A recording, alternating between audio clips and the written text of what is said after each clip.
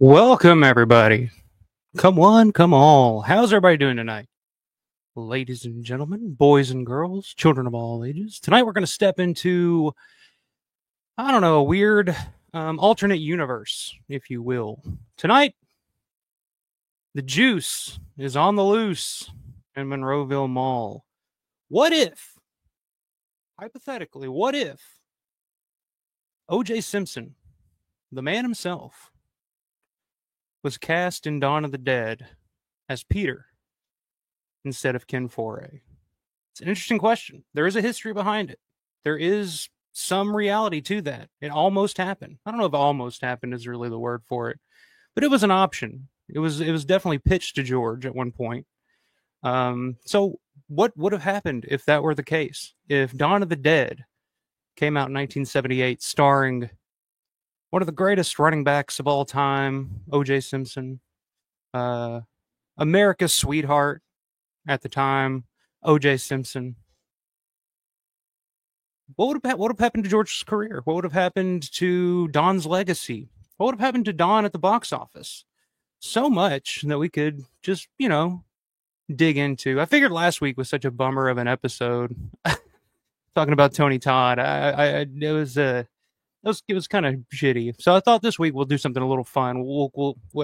Do something fun. I guess we're going to talk about a murderer, allegedly, although he was acquitted. So the glove didn't fit, so we must acquit. So that's what it is. But I hope everybody's doing well out there on this Saturday night. If you're watching for the first time, I appreciate it. Make sure you hit that like button, subscribe to the channel, hit that notifications bell, all that fun shit. If you're watching after the fact, leave a comment down in the section below. What do you think would have come of Dawn of the Dead if O.J. Simpson, the man himself, the juice, would have been let loose in the Monroeville Mall as opposed to the great Ken Foray? And what would have happened to Ken Foray's career? Because that was kind of Ken's big breakout performance. So there's a lot to dig into there. There's a lot of different roads we can take. So tonight we're just going to have a little fun, a little mental masturbation, as Vince McMahon would say, which is kind of weird now looking at, what's been going on with him lately. But either way, let's talk about it. It'll be fun tonight. Let's see what we got in the chat tonight. Robert, what's going on, man? Robert Harpitz the second. Thank you for joining me. What if Twilight of the Dead? Oh, wait, it's happening. Yay. That's right. That's one thing we don't have to say what if. It's not official yet. It still could fall through, but it looks to be happening. So we won't have to ask what if too long before that movie comes out. So we'll see. But good to see you as always, my man. I appreciate you joining me. The man himself, Mr. Synth God, I can't even talk yet. Synth Attic. I was gonna say Synth Attic, like there's a synth in the attic. Synth Attic. What's going on, man? Oh no, Peter with a knife and Bruno Magli shoes. I know that. It's crazy to think, like, especially in '94. People would look back and be like, "Oh, Dawn of the Dead. That was that thing that OJ was a part of. It'd be very infamous, and maybe, it could boost the popularity of Dawn of the Dead for sure, but probably not in the way that George or anybody else really wanted." So. But yeah, good to see you, my man. We'll actually have Synth on the show next weekend. I'm going to have him and Mr. Paul Farber on joining me. We're going to be doing an episode on Goblin, doing a little Goblin retrospective next week. And I figured there's no two better people that I could think of to join me for something like that than Synth and Paul. So that should be really, really fun. Looking forward to that. But appreciate you hanging with me tonight, my man. Grande's Graveyard's in the house. What's up, man? The alpha of all Romeros has arrived. I am here. I don't know if I'm the alpha of all Romeros, but I grabbed the name before anybody else did. We'll just say that. But appreciate you hanging out with me, man. Good to see you as always. Brett, what's going on, man? 1911 Guitar Dude. Hi, everyone. Juice on the Loose meets the Monroeville Mall.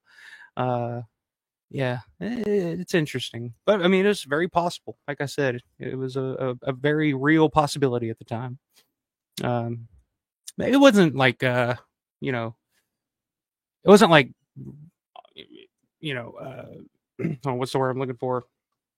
It wasn't like it didn't like almost happen or anything, but it's like I said, it's a road that George could have taken, and probably lucky that he didn't. So I don't know, but good to see you as always, my man. Disrupt Media's in the house. What's up, man? Good to see you. The man himself, Mr. Rick. The North Going Llama is in the house. What's going on, man? Happy Halloween. Happy Thanksgiving. Hello, all.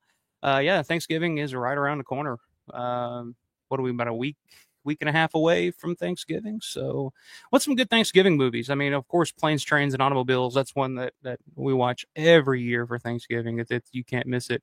But what are some good Thanksgiving movies? I know Eli Roth just had the Thanksgiving slasher that he just put out last year. Is that a new classic you guys are going to revisit every year from now on, or what are your thoughts on that? I never saw it. I never did. I was never the biggest Eli Roth fan to begin with.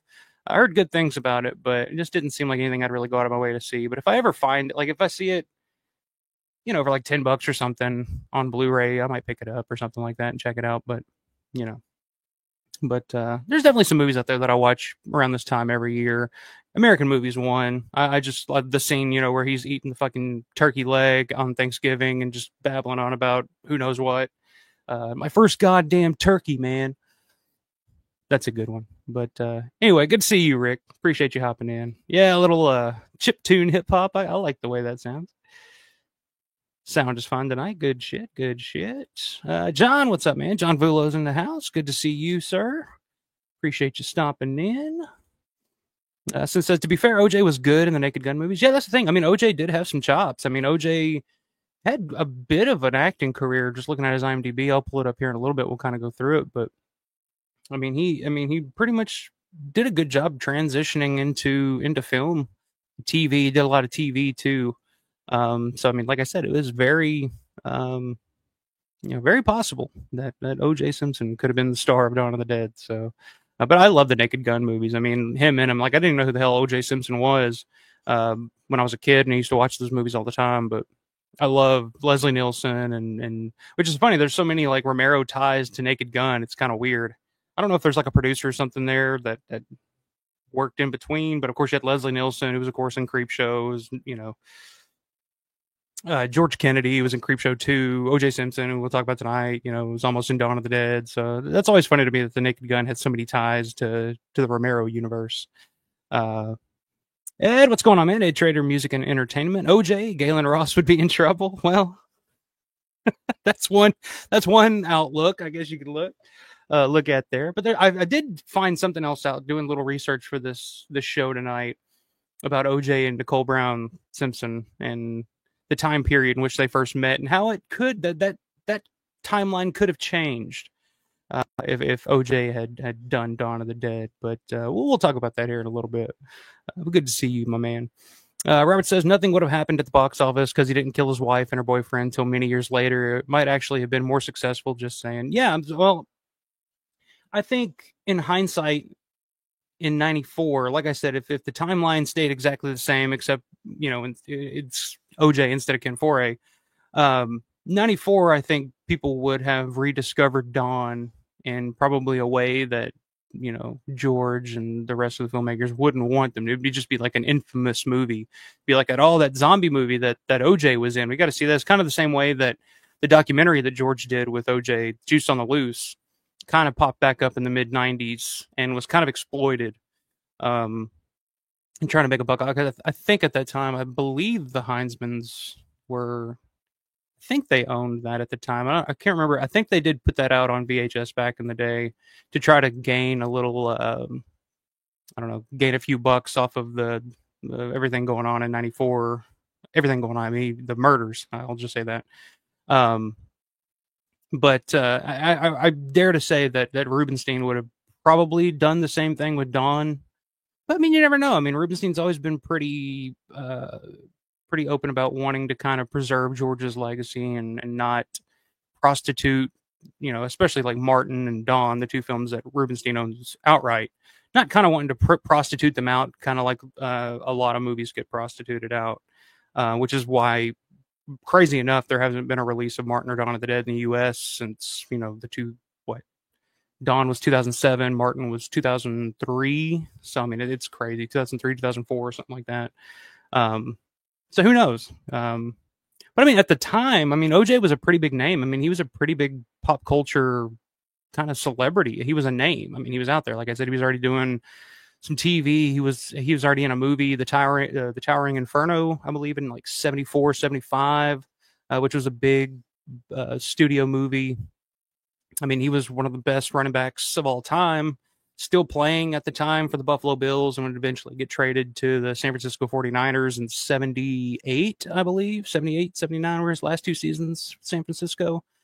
So, I mean, the fact that, I mean, Dawn of the Dead came out was as successful as it was without a name actor. I mean, it makes you wonder, like, oh, if they did have a name to kind of help promote, to, you know, because I mean, OJ probably could have gone on some different talk shows, stuff like that, to promote the movie, perhaps. I don't know, but yeah, we'll talk about it. I mean, yeah, there's so many different outcomes you could think of. Since says he wasn't acquitted in the civil trial. Yeah, well, he ended up doing a little time, but I think it was for like what did he end up going to jail for? Theft or something, like burglary or something, breaking into somebody's house trying to steal some memorabilia back or something like that. Not sure. Granny asks, "Are you covering multiple what ifs tonight?" I mean, yeah, we can. I think the one that so when I first came with this idea, I thought like, oh yeah, I'll do an episode just all on different what ifs, you know, the Romero what ifs. And then I started writing them down, making a list of all the what ifs that I could think of, and I was just like, this would be like a nonstop thing. Like, there's so many different what ifs. I mean, you know, what if George, you know, did the Resident Evil movie? What if George made Pet Sematary? What if Night of the Living Dead actually kept its original title and had the copyright and was known as Night of the Flesh Eaters? How would have that worked out? There's so many different what ifs that I have an entire list. We can go through a couple of them tonight. I guess the main one that we'll focus on is the OJ one. You know, what if OJ was in Dawn? But if there's any that you guys have, let me know in the chat. Maybe we'll talk through them a little bit. But yeah, like I said, I was just sitting, you know, at work and downtime, smoke breaks, stuff like that, and I just came up with let me look see how many I came up with, because that was the original idea. I was just like, I'll just do an episode of just just a whole show of different Romero what ifs, and like in a span of like a day, I came up with like 20 different scenarios, and I was like, Jesus, I might need to break this up. So this will probably be an ongoing series of streams throughout the next, you know, however many months, years, whatever. Because there's so many different ones. But yeah, if you guys any that you guys wanted to talk about tonight, let me know in the chat, and we'll definitely touch on them. We'll definitely go down some different roads tonight. Like I said, I just want this to be kind of a fun stream, just kind of a bullshit, like, oh, you know, what if?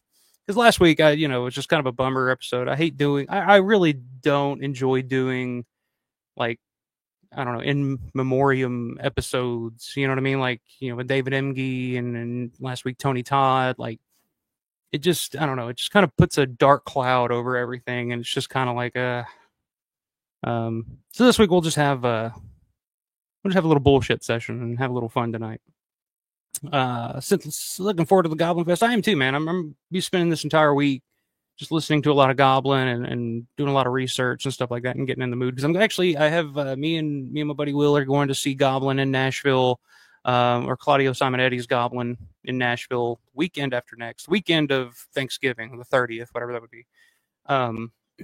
So then that's going to be my first time seeing Goblin, Claudio live, anything like that. So I'm really, really looking forward to that. So I thought next week would be a perfect time to do a Goblin episode and just kind of get into it and talk a little music, talk about, Goblin's, work that they've done with Argento, the Dawn soundtrack, of course. So really looking forward to that. Brian Stahl, what's up, man? Romero's The Stand. Yeah, that's another big what if. And The Stand was something that Romero was originally slated to do, or earlier in the 80s, I believe, if I remember correctly. But yeah, that's definitely on my list. That was definitely a big what if. What if Romero had done that? I mean, if Romero had done Salem's Lot, because Salem's Lot was one that they decided that they wanted to do for TV, and Romero didn't want to do anything for TV. So if Romero would have done Salem's Lot, it would have been a feature film as opposed to a TV, which may have been better, could have been worse. I don't know. That's the thing with Stephen King adaptations, is a lot of them go to TV because there's so much there in those novels and so much in those books that it's hard to condense it down into just a 90 minute 2-hour movie. So a lot of the best Stephen King adaptations are usually made for TV. So I don't know. Again, another big what if we can get into, and again, another one on my list. Ed saying O.J. Simpson was also the first choice to be the T-800 in the Terminator. That's true. Yes. which would have been interesting. Um, could you imagine? I can't imagine anybody other than Arnold in those roles. Just for me, um, but yeah, OJ was first choice for the Terminator. Crazy enough, believe it or not. Um, Robert saying John Candy, my favorite. Yeah, I love John Candy. Grew up on John Candy. Uncle Buck, Planes, Trains, and Automobiles. Summer Rental. One of my favorite John Candy movies is John Candy and Eugene Levy in Armed and Dangerous. I fucking love Armed and Dangerous. I just got the soundtrack on vinyl not too long ago. But I think that's an underrated one.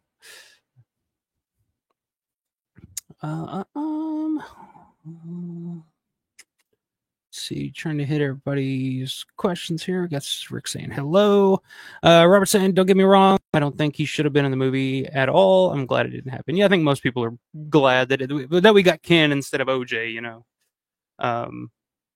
And like I said, if Ken hadn't done Dawn, you know, we would have, who knows what would have happened to Ken's career. We wouldn't have had Ken Foray, the guy we all know and love now. So, let's see, Blake, what's going on, man? Blake Allen's in the house. Don was lightning in a bottle. I couldn't even imagine other actors in those parts. Yeah, it's hard to imagine. Not just OJ, but anybody else in those roles. Which, you know, one of the other casting options that Romero wanted when he originally did the original treatment in like the early '70s was, I always heard that Ray Lane was a name that he kind of had in the back of his mind to play the role of Steven.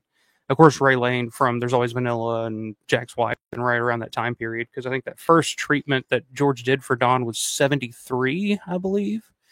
And that's kind of hard to imagine too. But yeah, I mean the casting, they got the casting right. No matter what you say about Dawn, whether you like it, dislike it, whatnot, the casting in Dawn is one of the things that Romero got pinpoint. Like you said, it's lightning in a bottle, perfect. You know, but I mean, just the chemistry that those characters had. I mean, that's the way that those actors played it. They all came from, you know, playing it in different angles, I guess. You know, where Scott was, like we talked about just when we saw Scott and Galen in Atlanta, or the way Scott would come and approach his character differently than Galen, where Galen was more of like, she wanted to be a symbol of like not, I guess, feminism or whatever, but just trying to advance the female role in these, you know, horror exploitation type movies.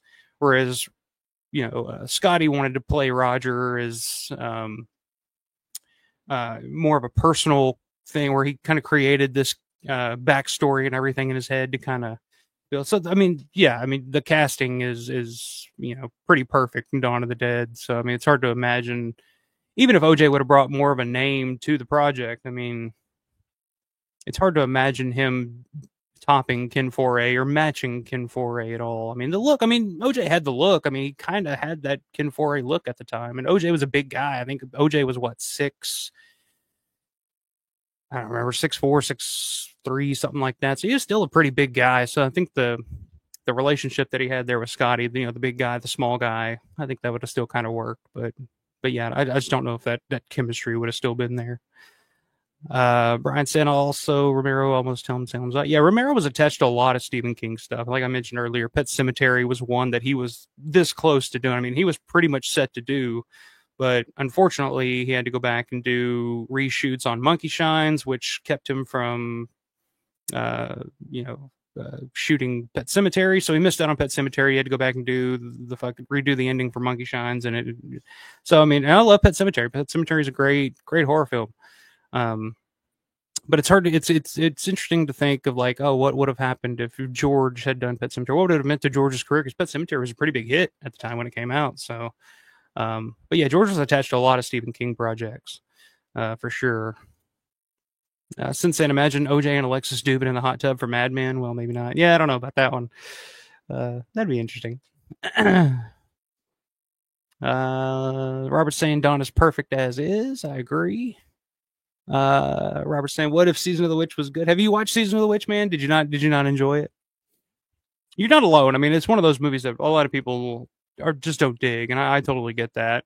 It took me a long time. It took me quite a few watches before it started to kind of creep into my before I was like, okay, I kind of get what he's going for here, and it's definitely flawed. Definitely, could have done more with it. And that's kind of George's take on Season of the Witch for sure. Was that he always wanted to. He said that was the one movie that he made that he wished he could go back and remake because he felt like there was something there, but it just didn't click the way that he wanted it to. But that is a good what if. I don't know. Grande says, definitely have some what ifs I'd love to hear your thoughts on, but I'll save them for later. Stoked to hear your thoughts. Well, yeah, man, if you got some, let me know, man. Shoot them out. I'd love to, we'll talk about them. But like I said, I was just, the original concept, I was just like, we'll just do a bunch of different what ifs. But I was like, well, let's just do this as a series because I could spend an entire 2 or 3 hours on just, what something I've thought about a billion times. Like, what if, instead of Night of the Living Dead, we got Night of the Flesh Eaters, and they still had the copyright on it. Like, would it have been as successful if it was the same exact movie, but just with a different title and with the copyright? What, where would we place that? Like, how successful would it have been? How far would it have gone? That's something I could talk about forever because that's something I've always thought about. I mean, just you could think of like, oh, what if instead of casting Dwayne Jones, they cast Rudy Ritchie in the role of Ben as they were originally intending to do? Like, how would that have affected? There's so many that you could pick out, but yeah, man, let me know and we'll talk them.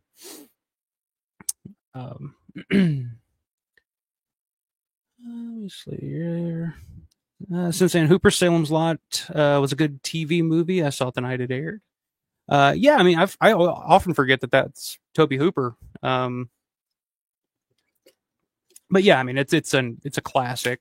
I think it turned out pretty well. But I've always been curious, like, what would George have done with it as a feature around that time period? Brian says, "What if Dawn kept the bleak ending?" Yeah, I mean that's a good one. I don't know if it would. What do you guys think? Would that have affected the success of Dawn of the Dead long term?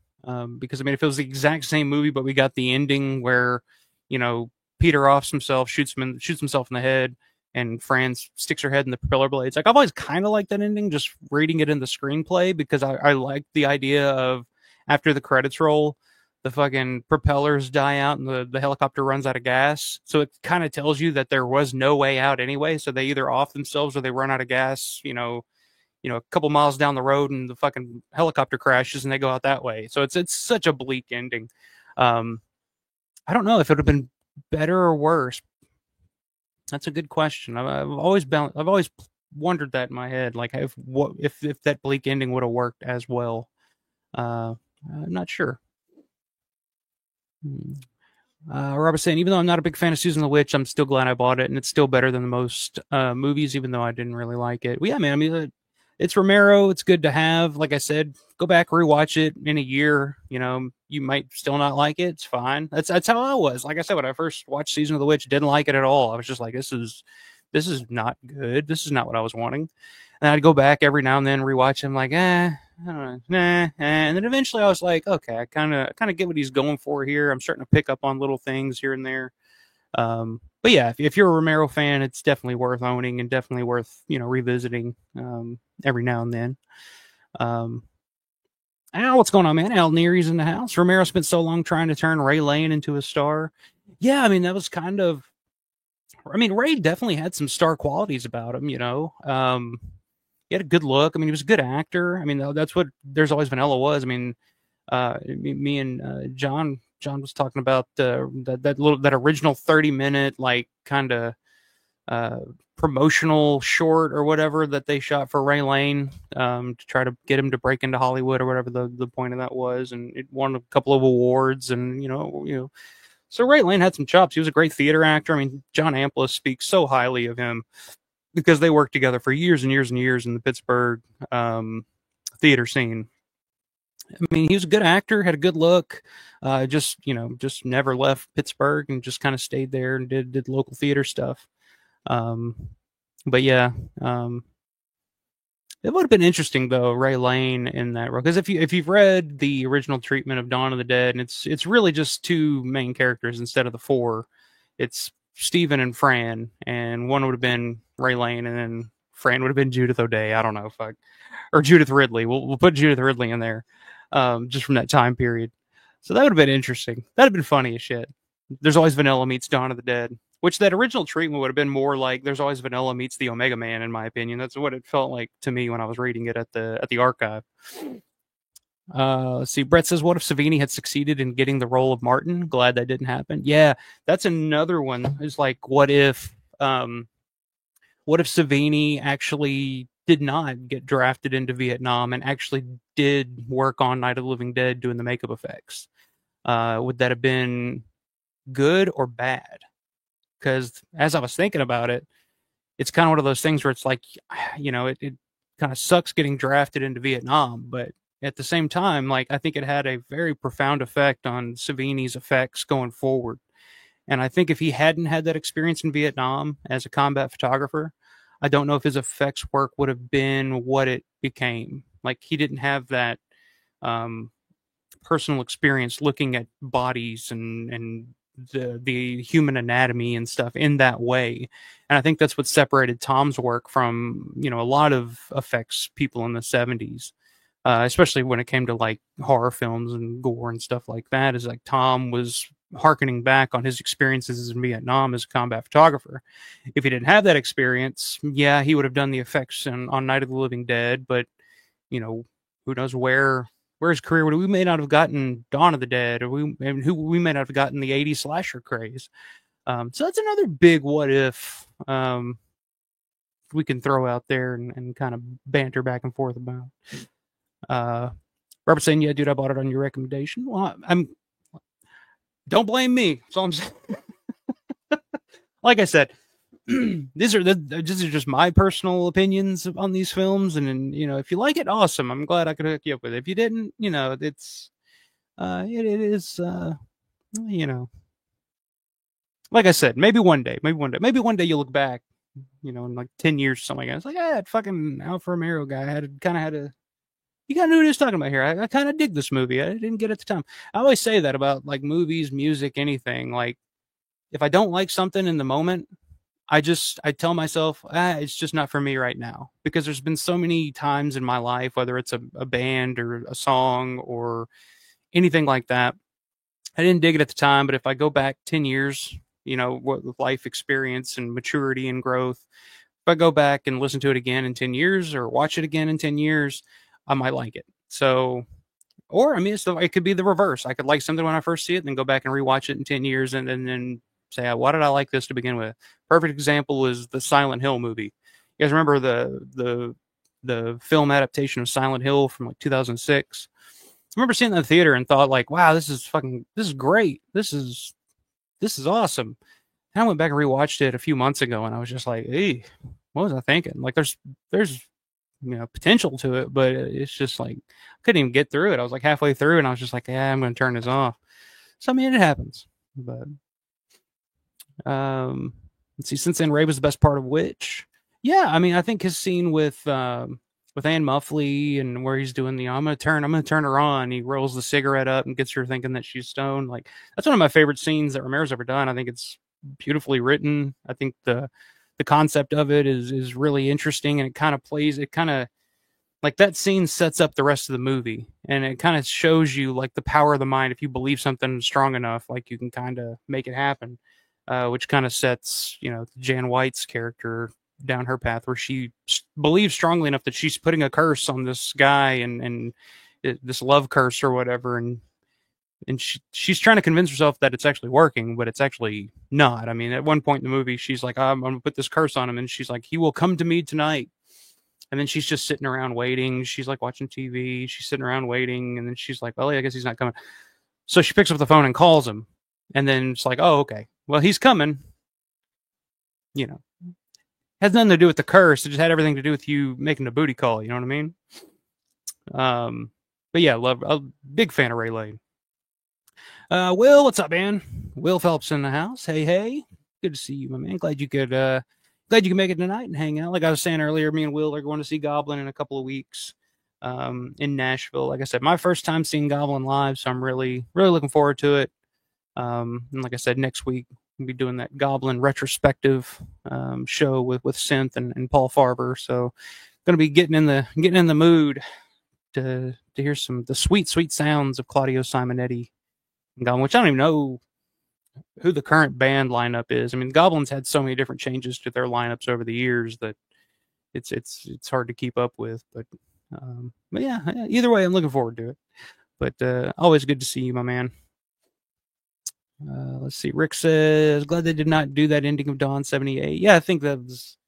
I think George felt the same way. I think George kind of knew as they were filming it that they weren't going to go with that ending. But I think at the time, I think George just kind of didn't know. I vaguely remember hearing Mike Gornick talking about George as he was like writing. Or was it that one or? I think it was Dawn of the Dead where George was just like, I don't know how to fucking end this movie. Just fucking end it. I don't know. Let's kill them all. Like, and that was just how he ended it. I want to say it was Dario that suggested, the Italians as they were called, that suggested that George changed the ending to a happier, upbeat ending because Star Wars had just came out and it was a big success and they wanted an up ending, I guess. So that was kind of the first bit of inspiration to that. And I think George kind of followed suit with that and kind of thought the same way as they were filming it. Because, I mean, as you're filming it, because the screenplay for Dawn of the Dead is much darker. It has a darker tone than what the actual movie became as they were filming it. So I think over time, you could kind of see the dailies and kind of see what the movie was becoming. It was be like, oh, we can't kill these characters. We like these guys too much, you know.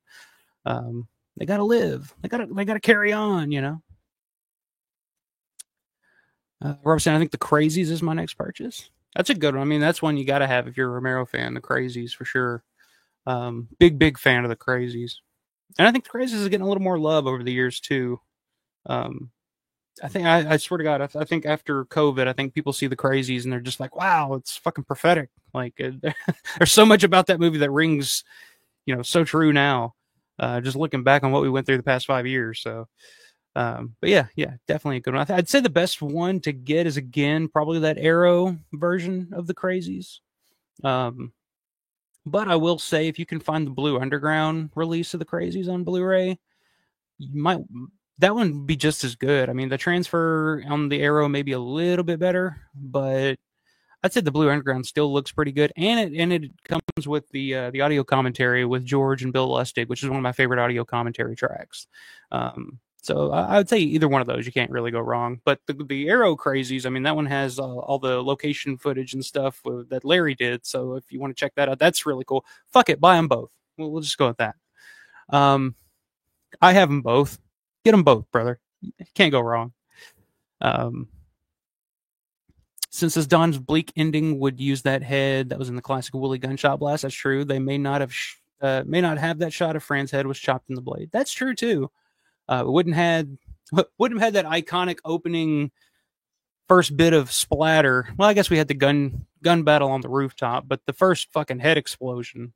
That's the first thing that kind of signals to the audience like shit's about to get real. So if you can't handle this first 10-15 minutes, like maybe you should go get your money back and go see something else. But yeah, that's a good point too. It's saying, what if George did Diary before Blair Witch and the rest of the found footage slew of films? That's an interesting one. I actually saw Diary. They actually had the Diary of the Dead steelbook at Walmart now.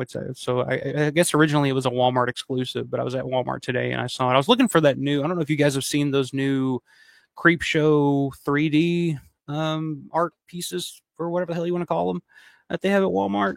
Didn't see any at mine, but they did have the Diary of the Dead steelbook, and I thought about getting it. But I was like, it's $21 for a movie that I already have. It's the exact same release as the Blu-ray that came out years ago. There's nothing new on it.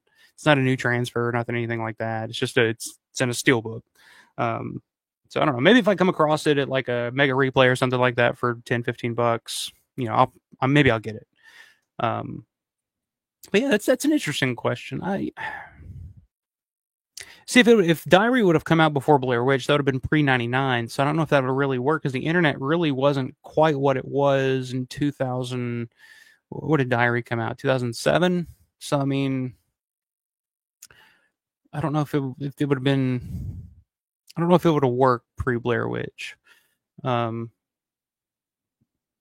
interesting one. Yeah, that's kind of one I've never really thought of. But I mean, I think what George was really doing, so Diary of the Dead for George really it wasn't really a take or on the Blair Witch. I don't think. I think it was more about, society's, love of filming car crashes basically, and uploading them online, which Diary's kind of ahead of its time even in that, because I mean, think about it. If George today had the opportunity to do something like Diary today, he has so many outlets. um YouTube was still in its infancy at the time, so there really wasn't like a YouTube presence that could be used. um I think at the time we had MySpace, I think was like the big one, and that was about it. Like we didn't really, like, Facebook really wasn't even a big thing back in 2007, if I remember correctly. Um, so yeah, that's kind of one that I kind of wish. I wish George would have done Diary 5, I don't know, maybe 5 years after, like 2014, 2015, when YouTube was kind of starting to grow. And because I think when Diary came out, I think most people like myself, like when I first saw it, I was just like, oh, this is really cool, and I like what George is saying here, but I just don't buy that. People would. I just like. I literally thought. I don't believe that in a zombie apocalypse, and zombies are killing all your friends and everybody around you. I don't believe that people would just take out a video camera and just film the whole thing. Like, that was unbelievable at the time. Now it's the opposite. I would be more shocked if people weren't fucking filming it with their phone. Like, we didn't even have smartphones back when Diary came out. Can you imagine if everything, like, I feel like George would probably do it now. He would do Diary of the Dead shot only on smartphones. Like, it'd just be iPhones. It'd just be fucking. I think that would be fucking perfect. I think that'd be a perfect concept for like a web series or something, like on YouTube. Like, 10, 15, 20-minute weekly webisodes or whatever they call them. I think that would work better. So yeah, I think at the time Diary was a little bit ahead of its time to begin with. I think if he would have done it pre Blair Witch, I don't know if it would have worked. But that's a good question though. That definitely got me thinking. I like that one. Disclaimer time. Well, let's see. Robert saying the yellow look in Night 90 has never been done before or since, and it was all because of what he experienced in Vietnam. Yeah, that's true. I mean, Night of the Living Dead, Tom's Night of the Living Dead, even though he didn't do the effects in that movie, he definitely directed the effects in that movie for sure. Because I mean, his whole goal in Night 90 was, I want to make the zombies realistic and scary again. Because by 1990, zombies had been parodied to death. I mean, they weren't really, scary, quote unquote, anymore. So I mean, just like perfect example is the zombie in the cemetery that had the fuck, what do they call it? Where the zombies got he's sewed up in the middle, where they do like the cadaver. Fuck, what are they? I'm blanking here. Embalming and all that shit. Like you know what I'm talking about. But that was really smart, really kind of innovative. That Tom had the wherewithal and to do something like that. That's what a corpse looks like, on the fucking slab, when they're dressing it up for a funeral, and how the suit is slit down the back, because that's how they dress people at a funeral. The body at the funeral. They don't just put the whole thing. Like, you see somebody laying in a casket, in the funeral home, in a suit, it looks like they just got a suit on, but really it's slit down the back so they can just slide it on. And so, I mean, that's a big. I think that's Tom's strongest point in Night of the Living Dead. His directing. He directed the effects on the zombies, basically. Whatever the fuck I'm trying to say, but that's a good point. Robertson, thank you for your recommendations. Because of you, I've been getting into Romero stuff more. Well, good. That's what I'm here for, man. That's the reason I do this channel. Trying to keep George's legacy alive, keep people talking about him, keep you guys excited about it. Because I mean, man, coming up with topics and stuff every week to talk about can be rough. It can be tough sometimes. Sometimes I don't know what the fuck I'm going to talk about until like a day before or something like that. I'm just like, God, what else can we talk about? And then eventually something will come to me, and it's fun. I like just getting on here and chatting with you guys, and like this perfect example of you guys bringing your own topics and your own questions, and it's just an excuse for us to get together and hang out and bullshit about Romero once a week. And I love doing that so much, like Living Dead Weekend, stuff like that, when you're meeting up with like-minded people and speaking the same language, like as I say. So I just kind of want to do that weekly here on this channel. And and hopefully bring more of you guys on the fold. I'd like to get more people on the channel. Kind of not necessarily interviews. I don't like thinking about it as like I'm going to interview so and so. It's like I just want to hang out with somebody. Like I just want to bring somebody on, hang out, and let's talk. Let's get to know each other. Um, that's what I like the most. But yeah, I appreciate that, man. I really do. Stukas, what's up, man? Stukas dives in the house. Howdy, fellas. Good to see Stukas as always. Are you watching with the lady tonight? If so, hello, Stukas' lady. Trying to remember what you said her name was. Claire? Was that her name? If I remember correctly. Do I still have a memory here, even though I'm getting a little older? Either way, good to see you, my man, as always. John said, I think George just didn't want to do zombie stuff to begin with. He just kind of got lumped into it and wanted to end it. But because of the success of Star Wars in Italy, he changed it, luckily. Yeah. I mean, George always talked about, I think George kind of warmed up to the idea of just being, by the 2000s, he was the zombie guy. And I think kind of warmed up to that at that point. But definitely in the 70s, I feel like George didn't want to just get pigeonholed, not just as a zombie guy, but just as a horror director in general. Like he liked horror. I mean, he always talked about his affinity for horror and the genre, but George wanted to do more, and George was capable of doing more.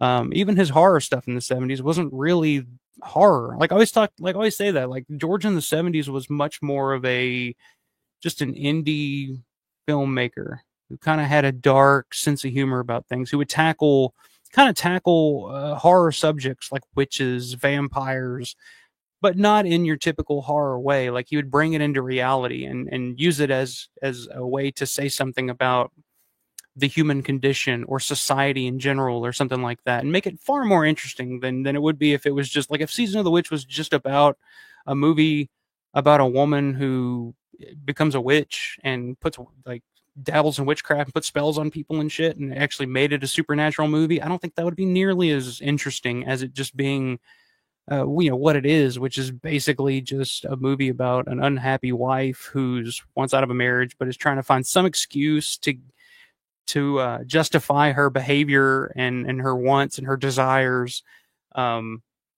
I think there's so much more interesting about that. I mean, the movie itself, yeah, like I said, it's flawed, low budget. Like, and George always talked about wanting to go back and redo it. But I think that's far more interesting of a movie than if it was just a witch movie, or if Martin was actually a vampire and he had the fangs and stuff. Instead, it's just a story about a sick kid who, has nobody, and society looks at him as a pariah and looks at him as Nosferatu, and it just I just think that's far more interesting. And I think all his movies in the 70s for sure were kind of like that. The Crazies is a good example of a movie that's there's more to it than just like the Crazies. The remake of the Crazies, I know people kind of like that movie.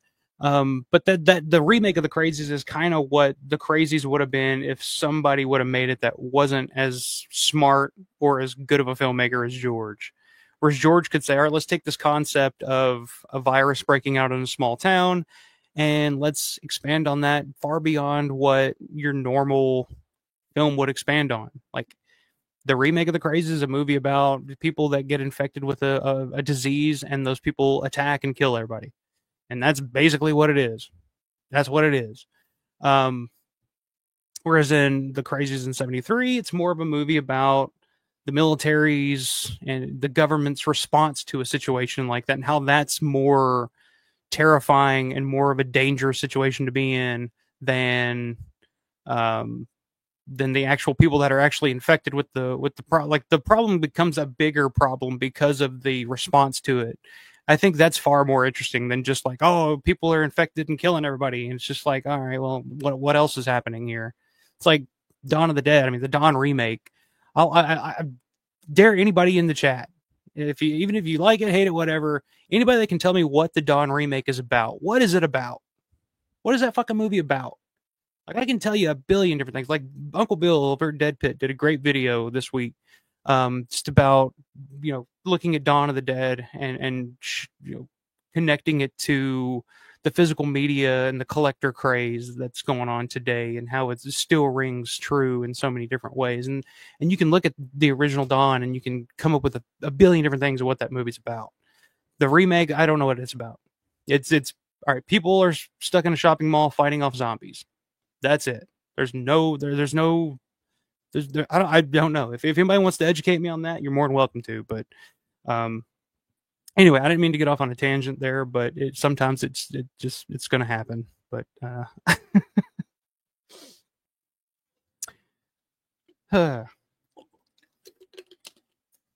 that's fun. That's what I like doing. That's what I do. Since I missed Simon Eddie's Goblin this time, since I'm broke, well, yeah, I mean, I think it's weren't too bad for this tour. It was like $30 ticket or something like that. They're smaller venues, so they're a little more pricey. That's the thing with smaller venues; it's more of an intimate setting, so the prices will go up a little bit. But yeah, I've never had the opportunity to see them. Well, I've had the opportunity, but I've never taken the opportunity to see them. I'll just say that. But I saw that they were on tour, and I was like, I'm not missing it this time. I gotta see them, or it's gonna be one of those things where I'm gonna look back and just fucking regret it one day. So, was happy to see that their first North American tour, and before splitting up into 2013 in San Francisco special night. That's awesome. I think I was watching a video or something from that tour in 2013, not too long ago on YouTube. But yeah.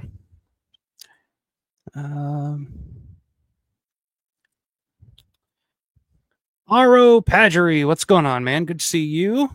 What if George Romero had the funding for Dawn 1978 that was available to Snyder for the 2000s remake? Greetings from Bristol, England. Well, greetings from Evansville, Indiana. My man, good to see you as always. That's a good one. So what was the budget for Snyder's remake? It's like what, it was like 30 million or something like that, which is absolutely insane because Snyder's remake had a $30 million budget, whereas Land of the Dead only had like I think 17, I think is the number that I've heard, 17, $18 million budget. And to me, Land of the Dead looks way bigger than the Dawn remake. That's the thing. I don't know if George, especially at that time in 78, would have known what to do with that kind of budget. I mean, 30 million bucks. 30 million bucks 1978 would have been like Star Wars budget. So he probably could have ended, he probably could have blown up the mall, because I think the mall itself was a $50 million mall. So, I mean, $20 million more, he could have just bought the mall outright and done what he wanted to do with it. But I'm kind of glad that, that George didn't have that kind of budget, because usually when you have a bigger budget, there's more fingers in the pie. There's more people telling you, do this, do that, cast this person, cast that person. If he had the fucking budget that Snyder had in 1978, he could have got, O.J. Simpson, he could have gotten anybody in that cast. And again, he could have gotten the 4 top actors at the time probably to be in that movie, but hey, it would have had to have been an R rating for sure. So the gore and all that stuff, they cut that right out. That wouldn't have happened. That we wouldn't have gotten Scott and Galen and Ken and David. We wouldn't have had those guys. We would have had fucking Robert Redford or something like that. I don't know. Who would have been Robert Redford, and who else was big in 78 that they would cast in that? So I don't know. That's the thing. Like, George never wanted bigger budgets like that. He never know what to do with it, because George was smart enough to take the money that he had, the little bit of money that he had, and every dollar would go on the screen. He could stretch a budget and make it look so much bigger than what it was and what he could actually accomplish with that kind of budget. So yeah, I don't know. That'd be a huge budget. But let's just say, like, even for inflation wise, I think that would have still been way more than George would have needed to accomplish what he did with Dawn of the Dead in 78. That's an interesting question, though. Robert said Romero saw stuff coming. That's why I love Diary of the Dead so much. Yeah, George, that's a constant thing. Even if we don't see it at the time, which Land of the Dead is one that, especially with, the recent election and the people talking, all the conversation about immigration and stuff that people are talking about. Land of the Dead is pretty spot on. It's a pretty, and I know George was going for it at the time, but at the time I didn't really see it. But looking back on it now, like the idea of these outsiders, the zombies, and they're walking towards the bright, the shiny city on the hill or whatever, they'd see the big Fiddler's Green and they're just attracted to it. They want to go. That's where they want to be. and we've all just walled ourselves off into our own little society. And then once once the zombies get across the river, um, so yeah, there's definitely some commentary about immigration, I think, in Land of the Dead that George was intended, but that I just didn't see at the time and really hadn't thought about too much. Like I always knew like it was about like American society and um, what George was saying about the haves and the have-nots, but never really, I guess it never really dawned on me um, that there was also kind of a commentary on immigration or whatever at the time, but and maybe there was, I don't know. But looking back on it now, I mean, looking with the discussions of today, you can definitely see it. You can definitely project that into it if you want, even if it wasn't intentional, which is what um George said that everybody did with Night of the Living Dead when it came out. They projected so much more into it than he actually ever intended there to be. So since then, luckily someone shot the whole Goblin show I went to in 2013. Only got a few clips. He has upload here. Okay, there you go. Yeah, I knew I've seen some videos from the 2013 tour here recently because, like I said, just getting prepared for next week's stream and getting ready for the concert in a couple weeks. Like just going looking at some live performances on YouTube. I definitely seen a few from 2013. That's for sure. Friendster, yeah, that's another one I forgot about. MySpace was a big one for me, and there were still better things about MySpace to me than Facebook. But Friendster was one that I always forget about. It's pretty funny. John sent in some color shots. Some of the ghouls are actually yellow/greenish in Night 68, although you'd never know it, but it looks great. Yeah, that's true.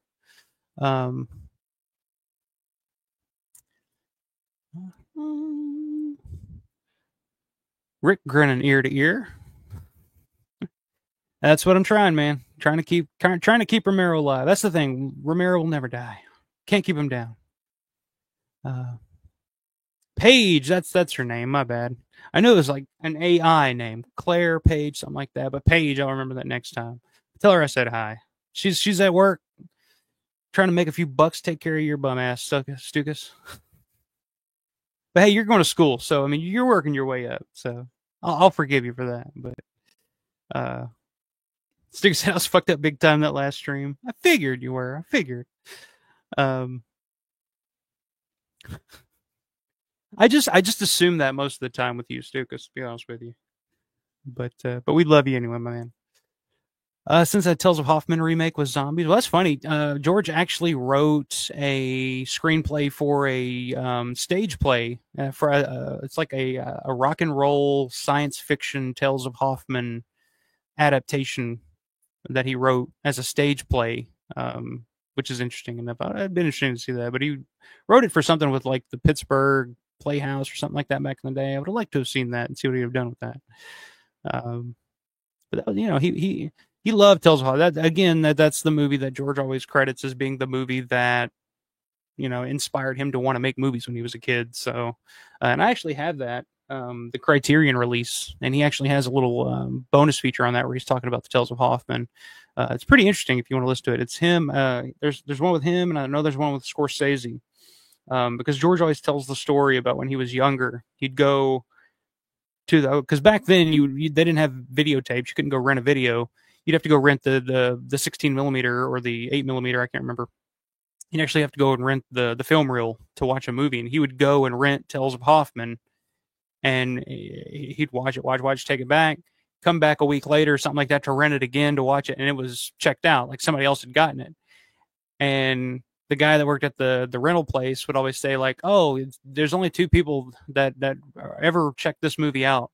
It's you and some kid named Marty Scorsese or something like that," because they were both in the Bronx at the time. So I always thought that was a funny story, that the only two people at the time renting the Tales of Hoffman were George Romero and Martin Scorsese.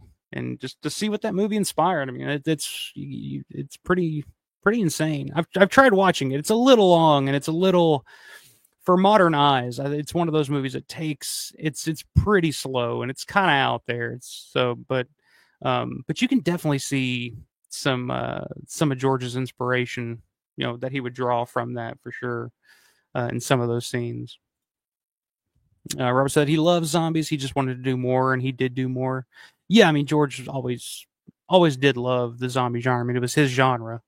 But George was always wanting to do more, and of course by the end he would kind of have to do a zombie movie to kind of do whatever, like Survival of the Dead's a western, but with zombies in it basically. So um, John said, yeah, he eventually grew into being the zombie guy. I heard him say he didn't want to be typecast, then much later saying he was happy being typecast, but wanted to do more. Yeah. Yeah, I mean, George, I think at the archive, I think that there's like over 300 unproduced screenplays that George had and had just written over the years that never got made. Everything, every genre, every style of movie, just all kinds of just crazy shit.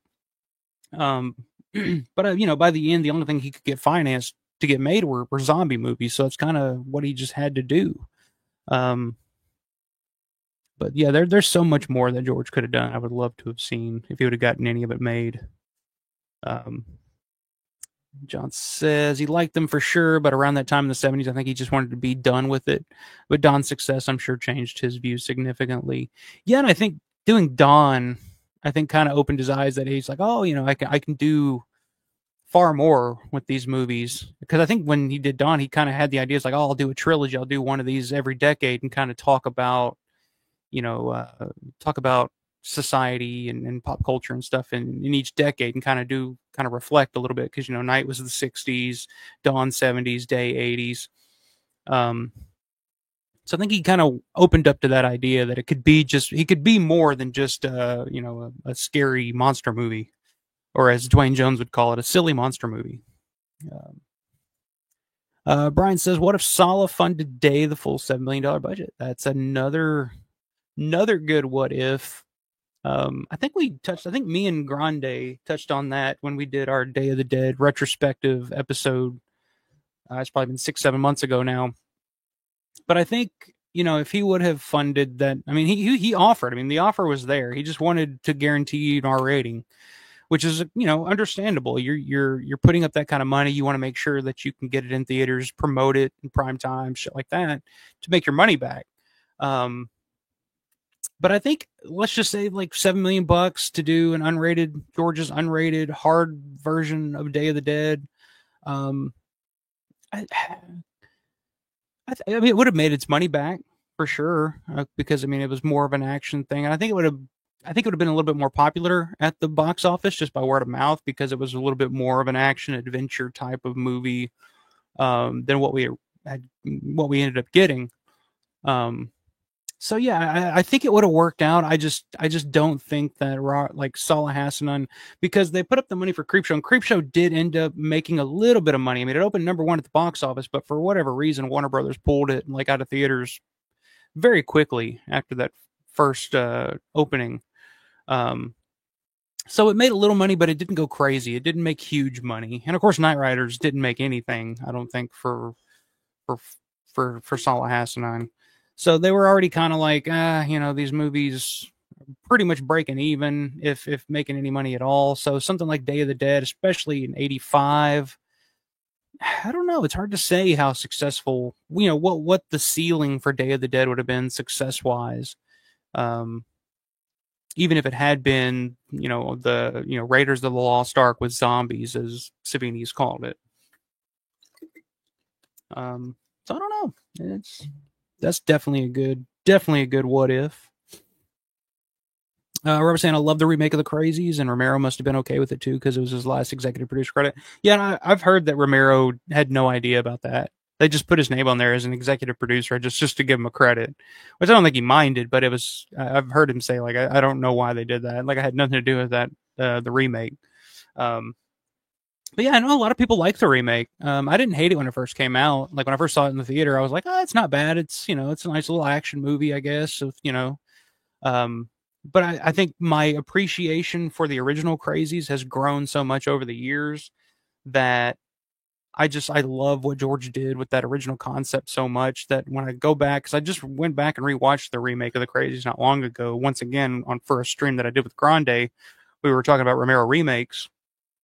and I liked it a lot less. It was one of those that I liked more the first time I saw it than I did going back and rewatching it. It just felt kind of flat. I was a little bored with it more than anything else because it just really, it didn't feel like it was going anywhere. It didn't really have a point.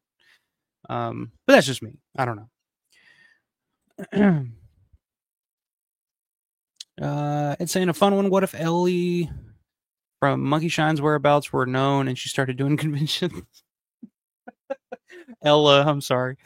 That's I wouldn't fucking put it past them. If they, I guarantee you, they would fucking teach that little monkey to sign her name, and then they'd put her up at conventions and have people come and she would just sign her little name. I would fucking get her autograph. I'd get her to sign my Monkey Shines Blu-ray for sure, or a poster or something. Hell yeah. Um, I, I don't think conventions were a big thing back then. Before Ella passed away, bless her heart. I mean, there's no way she's still alive, right? How old do monkeys get to be? They're not like cats or anything, are they? They don't live to be like 20, 25 or anything, I don't think. But I'm sure she's gone by now, is all I'm saying. But yeah, if it was a little more modern, I guarantee goddamn to you, fucking Sean Clark would have that little monkey out there fucking signing her little fingers off, and he'd be making 60% off of it every and giving her 40%. So she can buy her treats and shit like that. Um, that's a funny ass question to think about now. That's hilarious.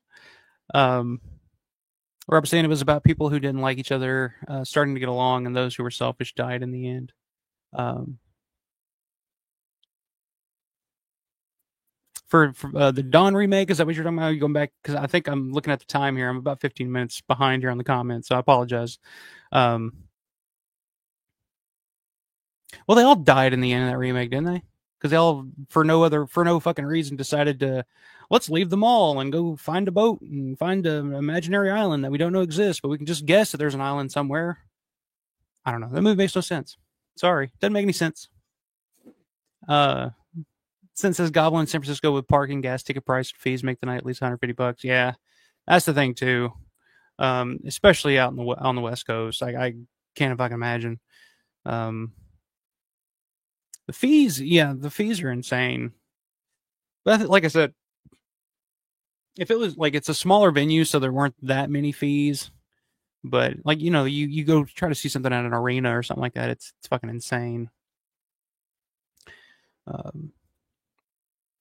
Since that original Crazy was pretty solid with the low budget, but the one thing that bothers me is the talk of antibiotic shots for a virus. Doesn't work on virus unless I'm remembering it wrong.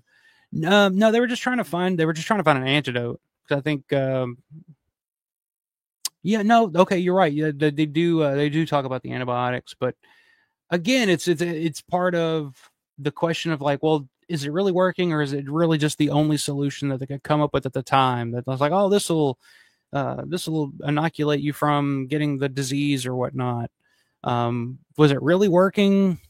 Who knows? Probably not, because I mean, they gave it to Lynn, her character. I think that was her name. The Lane Carroll's character. I can't remember what her name is. I think it was Lynn. She took the antibiotic or whatever, and she ended up getting the bug in the end. So I think that's again Romero poking fun at like, oh, we don't really have a solution. We don't really know what to do. So here, just take this. Again, looking at what we've been through the last 5 years, kind of ringing true. It's like, well, we don't really know what to do. So here, just take this. What is it? I don't know. It'll help you though. I don't know. Brian says Don's funding is weird. Like, yeah, the mall added production value. You can see on the screen. I mean, they got a full detachment of the Pennsylvania National Guard and their gear in the film. That's true. What's that worth in today's money? Yeah, there's no telling. I mean, just the use of the mall itself is pretty fucking like that would have been most of the budget now.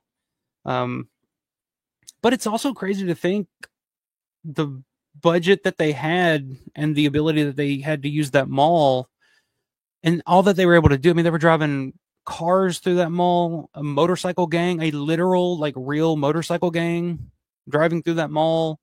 blowing shit up. I mean, they literally blew up one of the entrances of the fucking mall, which George was not too happy about at the time because it did cost him some money. But you couldn't do that now. There's no way to do that now in a real shopping mall. And I think the fact that it was a real shopping mall added to, the believability. Because to me, like when I was younger and I saw Dawn of the Dead for the first time, like it felt real. Like it's like, oh, I've been to this mall before. This mall looks like a real mall. Whereas like the mall in the remake of Dawn of the Dead it's a set. Like, I mean, it was a mall, but it was a closed mall. It was a abandoned mall that they built as a set, made it look like a mall, but it doesn't really look or feel like a mall to me. And they really didn't do anything in the mall. They didn't have motorcycles driving through that mall or anything. They didn't do anything to that mall. It was just a set. They didn't have zombies in that fucking mall. Like when they got there, it was locked and secured, and it was just like, all right, well, we're here. So yeah, it's crazy to think if you put a number on what, the production value that they got out of that mall in 1978. I mean, we're talking millions and millions of dollars. Yeah, Don's opening could have been a debate about COVID or climate change. Yeah, I mean, literally, you got the scientists arguing on one end and the talk show host arguing on another end, and nobody can agree or listen to each other, and the lack of communication there just, exacerbates the issue, and that's exactly. It'd be like watching, CNN or something now, like that's all we see now on mainstream news, which, may be going away soon after the events of the last couple of weeks. But that's all it is, just people arguing, and I'm on this side, I'm on this side. It's ideology. It's two ideologues going at it, and nobody can really, come to a consensus or an agreement on what to do. Since a low budget often makes one more creative, yeah, that's a big thing too. Just like a limited set of instruments makes music more interesting and original due to necessity. Yeah, I'm a big believer in that. I think it makes you more creative the less tools that you have at your disposal, and I think that's where look at Tom's work. I mean, just the effects budget on Dawn of the Dead was almost nothing, but Tom was creative and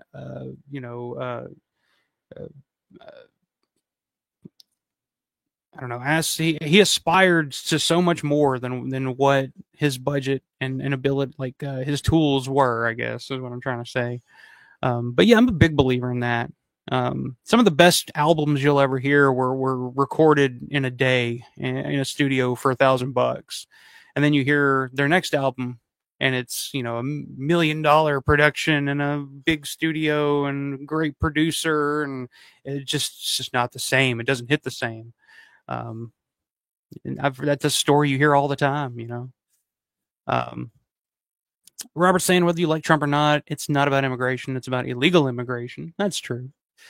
Which I guess the zombies in Land of the Dead were crossing the border illegally. So but again, it's like in that world, it's like what are laws, what are laws?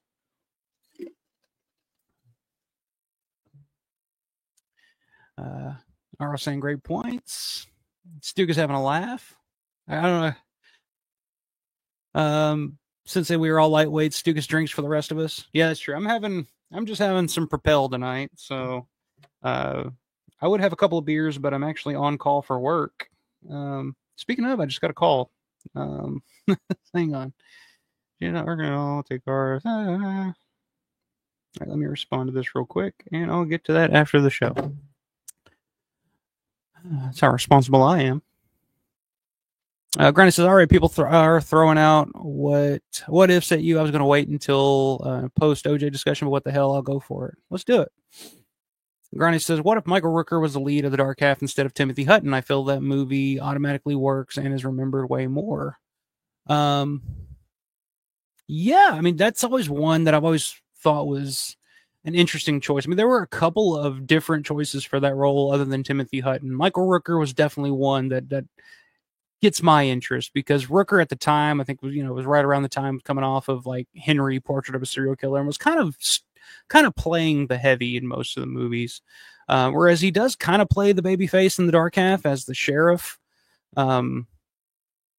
But as you know, getting to play both George Stark and Thad Beaumont in the Dark Half, I think I don't know. I think Rooker could have pulled it off because Rooker has that.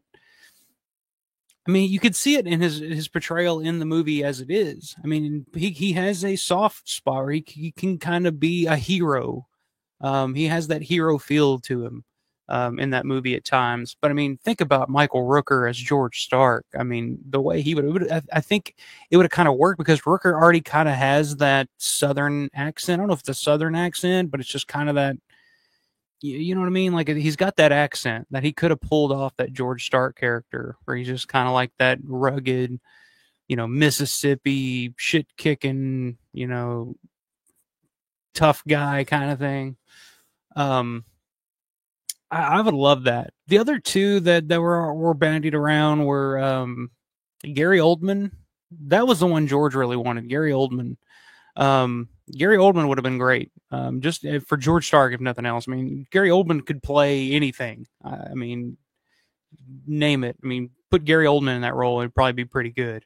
Who was the other one? Willem Dafoe. I think Willem Dafoe was the one that they were this close to having like under contract to be in that movie. Um, and it just fell through. I can't remember why, but it fell through for some reason. But I mean, there were a lot of interesting names in there, and Timothy Hutton, out of those four names, is probably fourth on my list of actors that I wanted to see in that role. Um, I mean, not to say that he does a bad job. Like I said, I've always liked his portrayal as George Stark more than the Thad Beaumont character. I think the Thad Beaumont character just comes off a little too much of a pussy to me at times. But I mean, his George Stark is pretty cool. I've seen some behind the scenes stuff. I don't know, it was like screen test or something like that where the George Stark character has a mustache. He's kind of like me. He's got a little mustache, and I guess they decided to go a different direction with that. But I thought he looked kind of cool with the mustache as George Stark. Um, but yeah, that's definitely. I would have loved to have seen Rooker, Defoe, or Gary Oldman, other than Timothy Hutton. And of course, Hutton had his issues with Romero on set, and that was a whole big thing. And um, so I don't know. That would have been really, really interesting. I think Rooker would have worked better with Romero for sure. Because I know Romero's had nothing but good things to say about working with Michael Rooker on that movie. Um, so yeah, I think it's a good question. I don't know if it would have been more successful because Timothy Hutton, kind of a big name at that point in the early '90s, if I remember correctly. Like I know he was nominated for an Oscar back in the '80s, but yeah, I don't know if it would have been more successful or not. But I think George would have had I don't know, a better time on set with dealing with Michael Rooker as opposed to Timothy Hutton. But um, Robert saying Hollywood sucks, no imagination. They typecast everybody. Yeah. Well, I think Hollywood's about has gone as far as it's going to go. Um, I don't know how much more influence Hollywood's going to have going forward. Um, because I mean, just look at something like Terrifier 3. I mean, Terrifier 3, independently made, low budget, comes out as a smash hit. And it's like Hollywood's got to be looking at it. And it's that point, George's always talked about, and it's when it comes to horror and Hollywood wanting to make horror movies, it's like they put a big budget and something doesn't open as well as they were hoping, and they're like, oh, horror's dead. And then something small comes along and makes $100 million, and now they're like, oh, horror's hot again. Let's do more. Um, so I mean, there's just been so many bombs and disappointments coming out of Hollywood lately. I don't know. I don't know what their next move is. All right, let's see. Sin says, I'm glad Day was kept small. Bigger isn't always better. Yeah, I kind of agree with that. I tend to agree with that.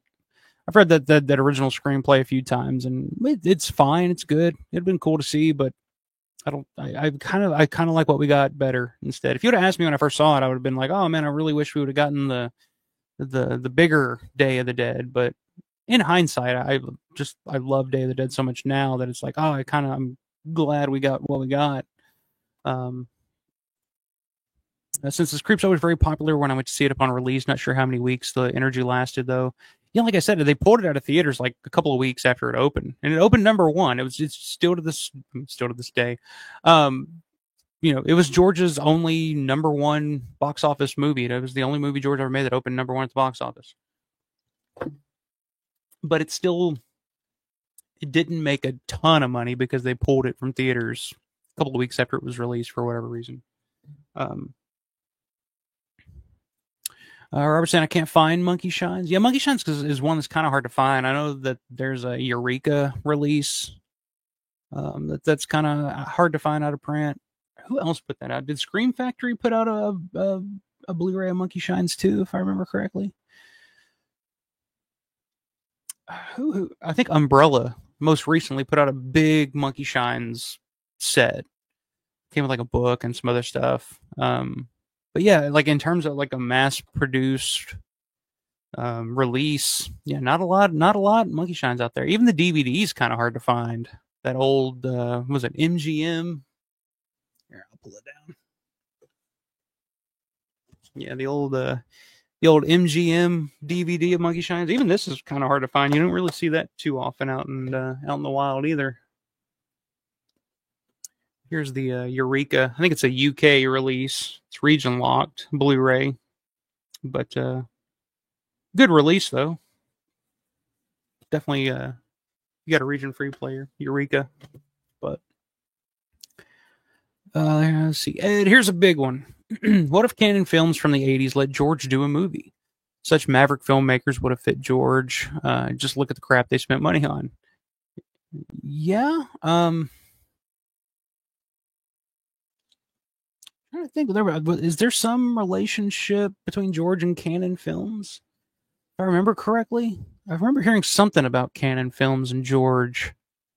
I can't remember what. Of course, they worked with Orion. I mean, Orion was. I mean, they literally went out of business. Like I think maybe even before. I think they filed for bankruptcy before the Dark Half came out. But of course, they worked with them on Monkey Shines too. So.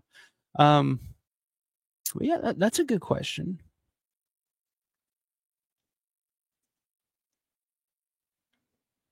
Canon would have been a good one for, I think, for Day if they would have, if that would have been an option. But I mean, United Film Distribution had the rights to do the Day of the Dead thing, so he didn't really have an option to take it anywhere else, to take it elsewhere. That's an interesting one too. If he didn't have that contract with Salah Hassanan, where he could make Day of the Dead with another studio, I bet Canon would have been one of those because 85, of course, they would go on to do Texas Chainsaw 2 the next year. So they were in the market for horror at that time, I'm sure. What was Texas Chainsaw 2's budget? It was probably in that same range, I would think, 5 to 7 million, something like that, if I remember. I don't know if anybody in the chat remembers. Let me know. That's an interesting one. Interesting question. Since this Crazy's remake was passable, but nowhere near the energy or sense of dread compared to the original. Yeah, I agree. Definitely more of an action movie. I'll say that. It's got more I say more explosions, but I just think of that last like fucking bomb explosion at the end of that movie. It's like something that they couldn't have done in the Crazy. Although in the original concept of the Crazy, in the original screenplay of the Crazies, it does end with them dropping a bomb on Evans City, and just kind of nuking everything. So that was it. That was in George's original concept. But I mean, fucking 73. I mean, they didn't have the budget to hardly do anything. So I mean, they weren't going to drop a bomb on Evans City, for sure.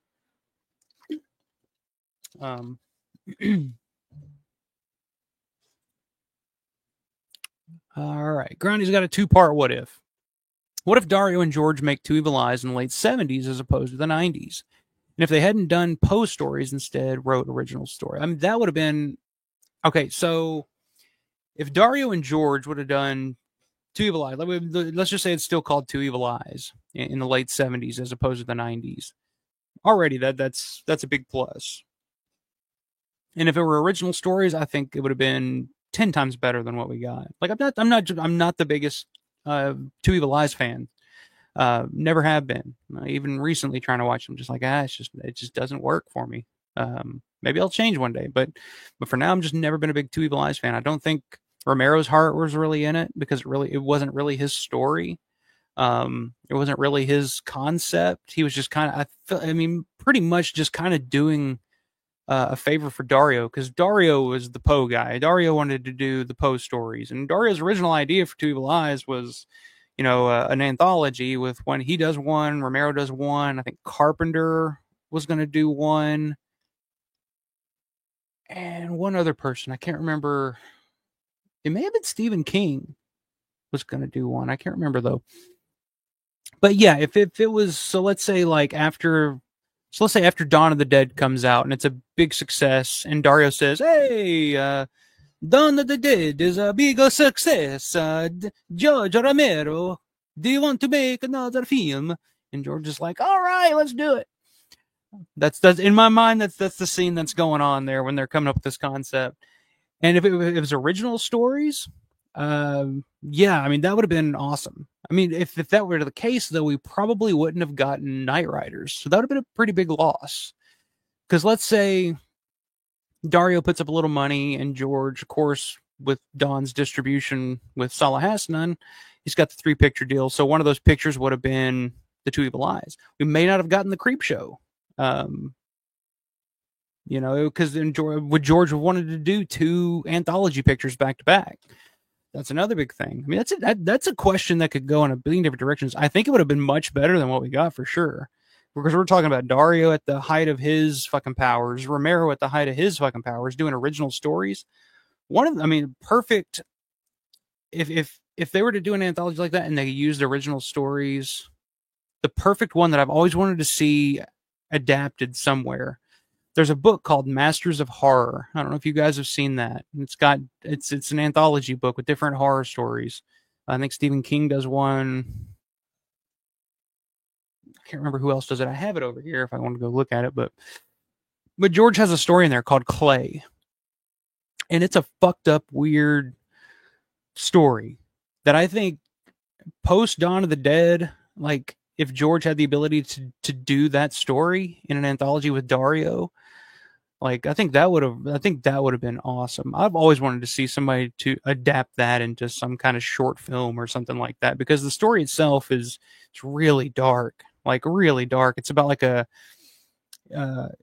it's got like some religious undertones, like it's dealing with the Catholic Church, and I don't know. I don't want to spoil it or give too much of it away. If you can track that book down, it's called Masters of Horror, I believe.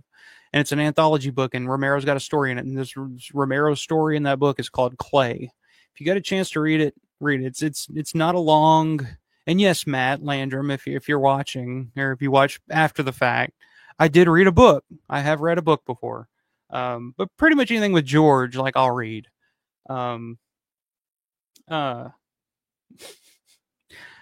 But yeah, check it out. It's called Clay. It's in Masters of Horror, and it's probably one of the darker things that Romero's ever done. I would have loved to if he would have done that, and then an Argento piece after that. I think that would have been fantastic, especially for the early '80s. Because we're right in the middle of that slasher craze. I mean, let's say they do it in 1980.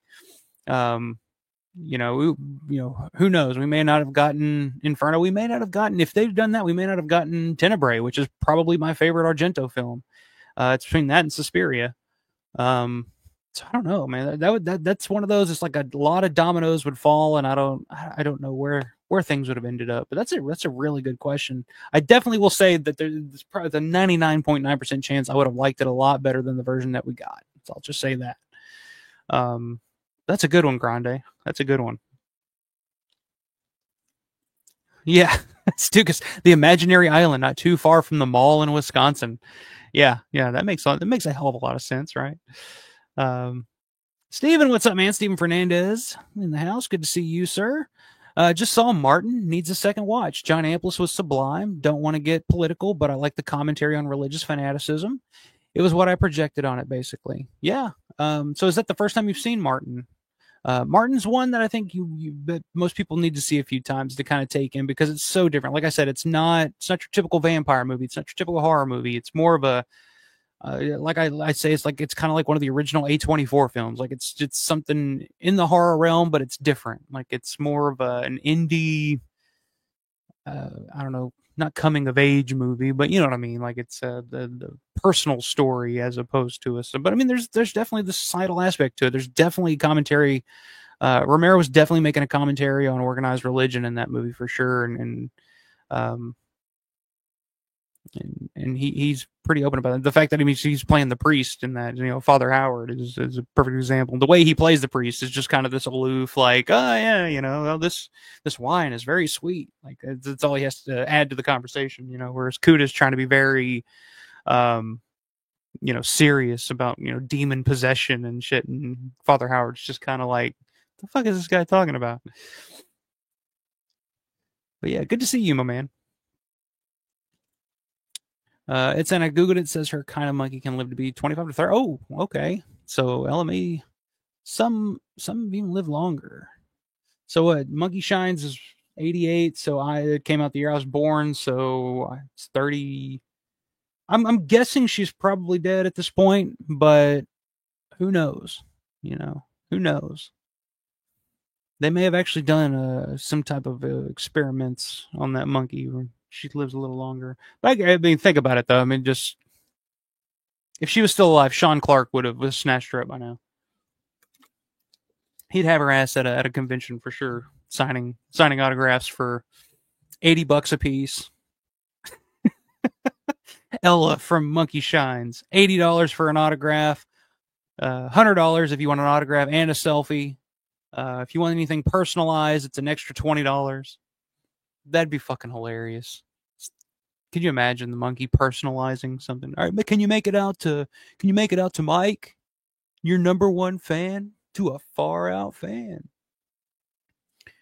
Some asshole, some dumbass would ask if the monkey could personalize it.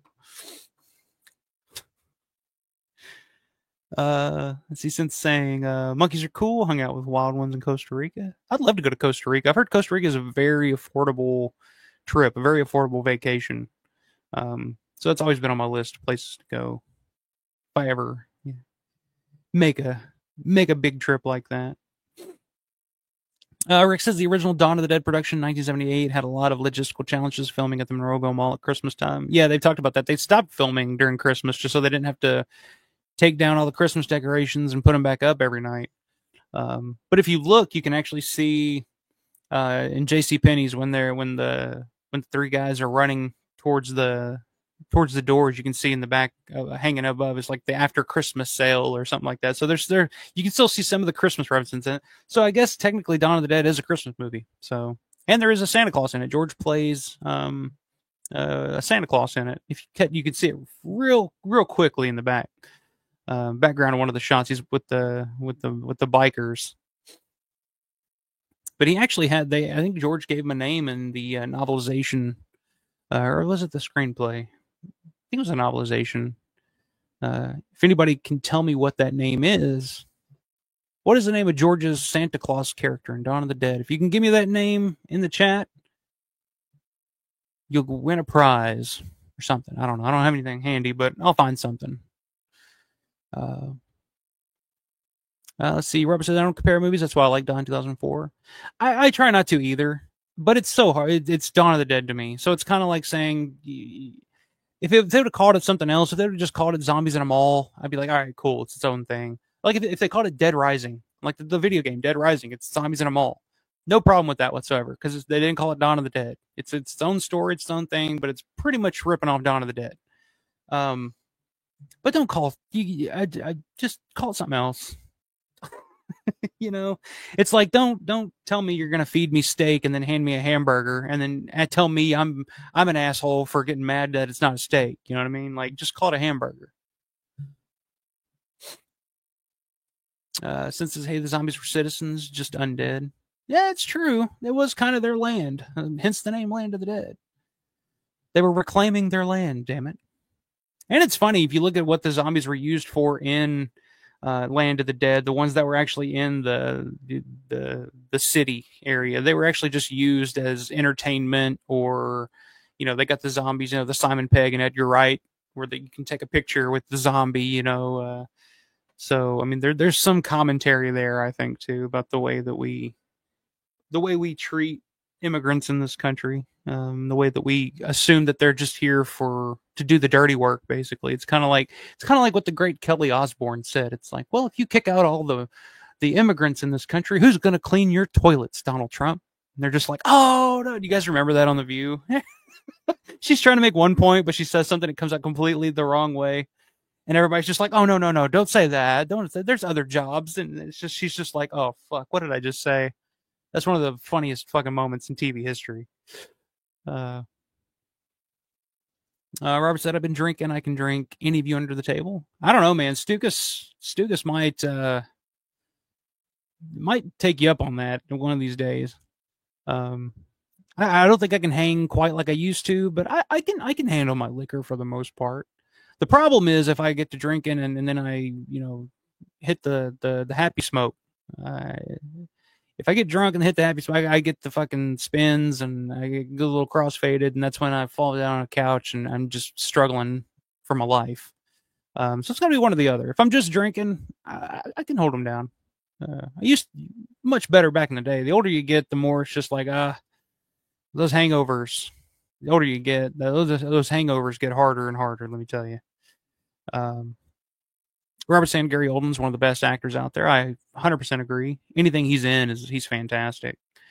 Since then, Oldman has a good track record, but loves to overact as well. The Kirk Douglas school. Yeah, but one person's overacting is one person's, chewing the scenery. Like you can say Al Pacino overacts and everything. Jack Nicholson, you could say overacts and everything. But I've said it before, and I'll say it again. Like I much prefer an actor willing to take a chance and willing to step out of. I just see so many movies and shit now where everybody acts the same way. There's the same. It's ultra realistic in their acting. I'll take Jack Nicholson in The Shining any day of the week than an ultra realistic portrayal of something. Like I'd much rather see somebody take a chance and overact a little bit. Give me Peter Stormare and Bruiser, goddammit, any day of the week, over a lot of things that people. It just seems like everybody learned to act at the same goddamn school, and they all do the exact same thing, and everybody's got the same. I don't know. Very few actors now that I see are actually unique and like capture your attention on screen like they used to back in the day. Back in my day, Stuka said, I would love to see Tommy Wiseau play the Richard France part in Dawn of the Dead.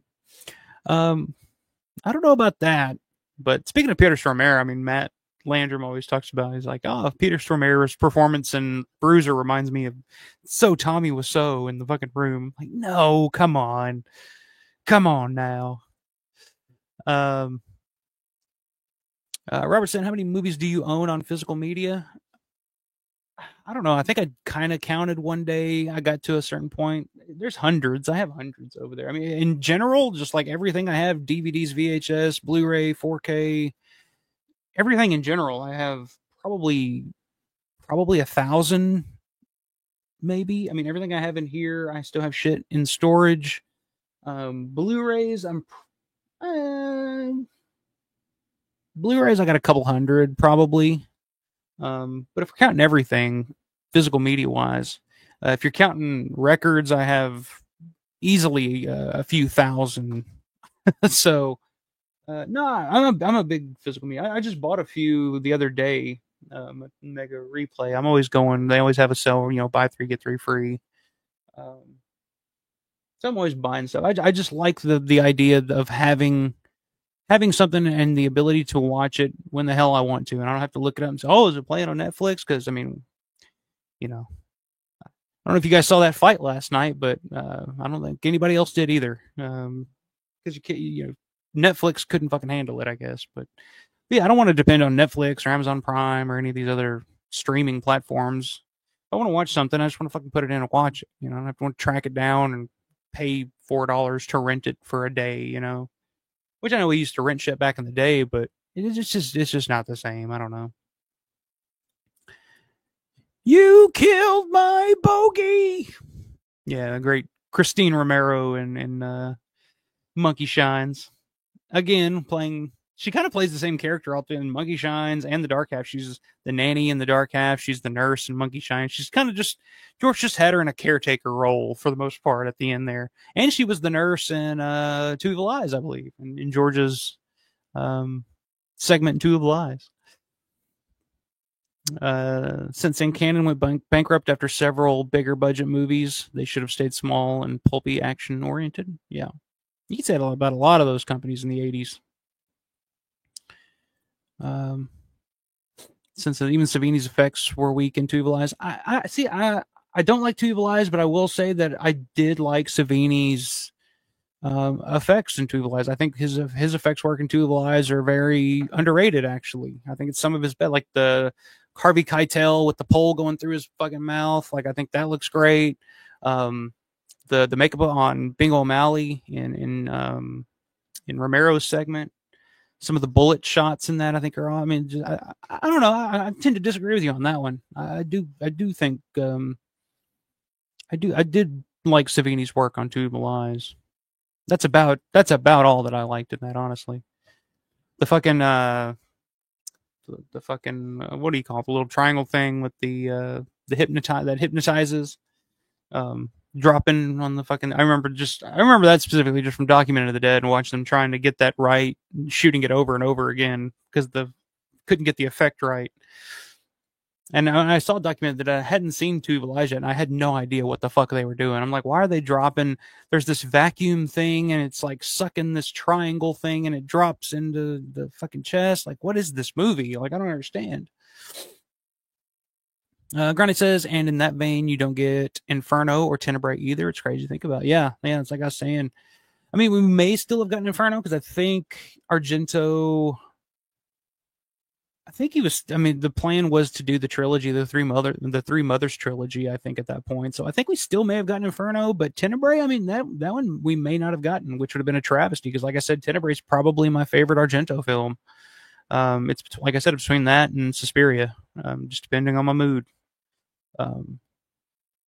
Yeah, all good points. Since I count my hard drives as my physical media, along with Laserdisc, DVD, VHS, Blu-ray, I have thousands of movies. Yeah, I got a ton. That's for damn sure. Robertson, George A. Romero's Dead Time Stories, Volume 1 and 2. I love it. Yeah, I remember you mentioning that on a couple of streams in the past. I'll definitely have to go back and rewatch those. It's been a long time. So I remember watching them when they came out. And I was kind of like half watching it because it was George, but it wasn't George to me. But I have them. I own them, but I haven't watched them in forever. Since saying Clay is the Gollum story. Yeah, I guess you that. Romero seemed like my parents. They called themselves surviving Catholics. Yeah, that's a good way to describe Romero as our surviving Catholic. For sure. Granny saying, pay Ellie $200 to turn you hotel bed on fire. Yeah, I mean, there's a whole list of things you could get price wise for Ella. Since then, we need to ask Susanna Sparrow. Yeah, there's been some interesting conversation about who Susanna Sparrow is going to be. Like I said, I think John Vulo is going to get on that case here before long, so we'll find out sooner than later.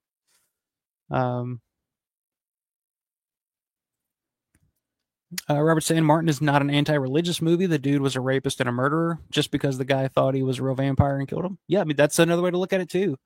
I think I don't know if it's anti-religion as much as just saying like people can take their religious beliefs too far sometimes, especially if you're somebody like Kuda from the old country and has those old beliefs. Sometimes you can take it too far and to the point where you can drive someone like Martin crazy because you believe it so much that you make them believe it to the point where they become mentally disturbed, I guess. I think that's what what George was trying to get at in Martin in terms of the religious aspect of it. But the whole idea of like the exorcism and stuff like that, like George is definitely poking fun at that a little bit. And Cliff Forrest comes in with the two candles and is trying to do the exorcism, and he's just kind of reading it through, and he's just very monotonely, like no conviction to it whatsoever. Definitely fun. Arrow says Gary Oldman is a Welshman just down the road from here in Bristol. Cary Grant is from here. Oh, that's awesome. I didn't know that. Now there would have been an alternate Flyboy on Dawn. Uh, Now there would have been an alternative Flyboy on Dawn. Yeah, I don't know. That's an interesting one.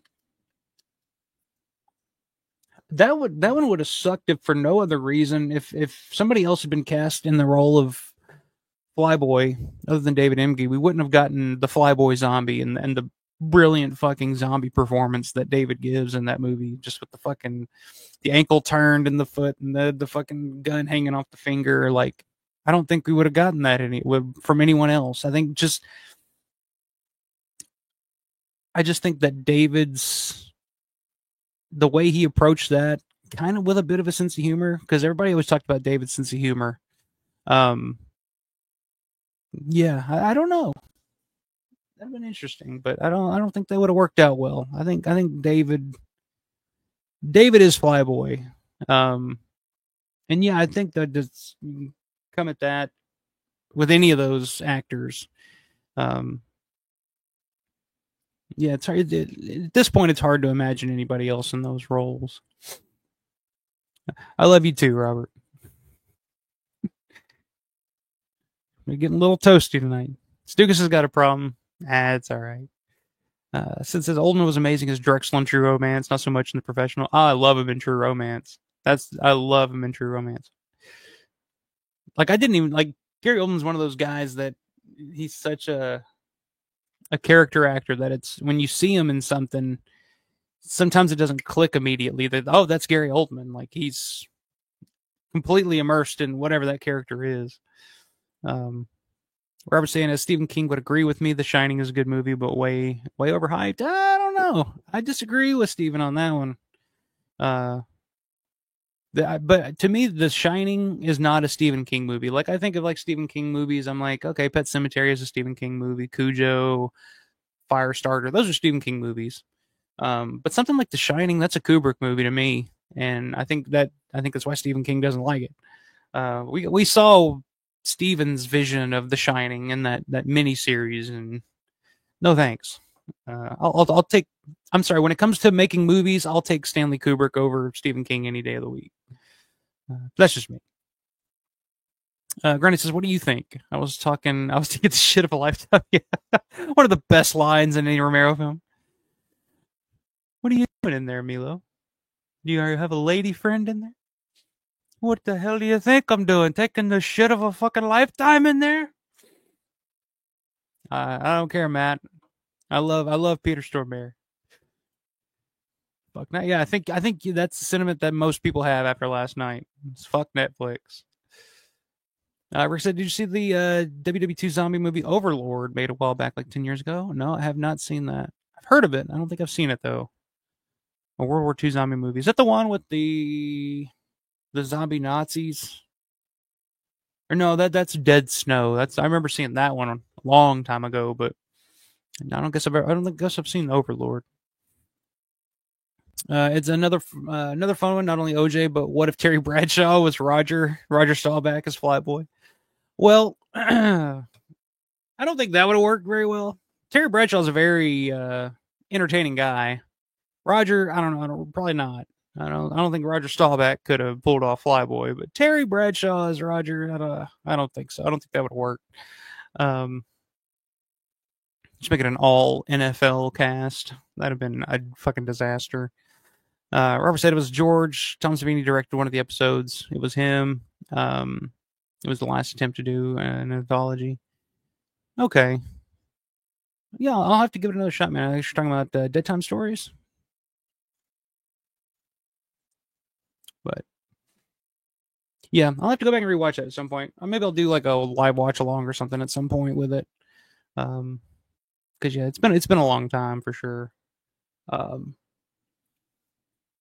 yeah, let's go down this road. Let's go ahead and get into the main event, the meat of the matter tonight. It's been fun. All these other what ifs and all these other ideas of what could possibly happen. But let's talk about O.J. Simpson. What if? Let me wet my whistle on this one.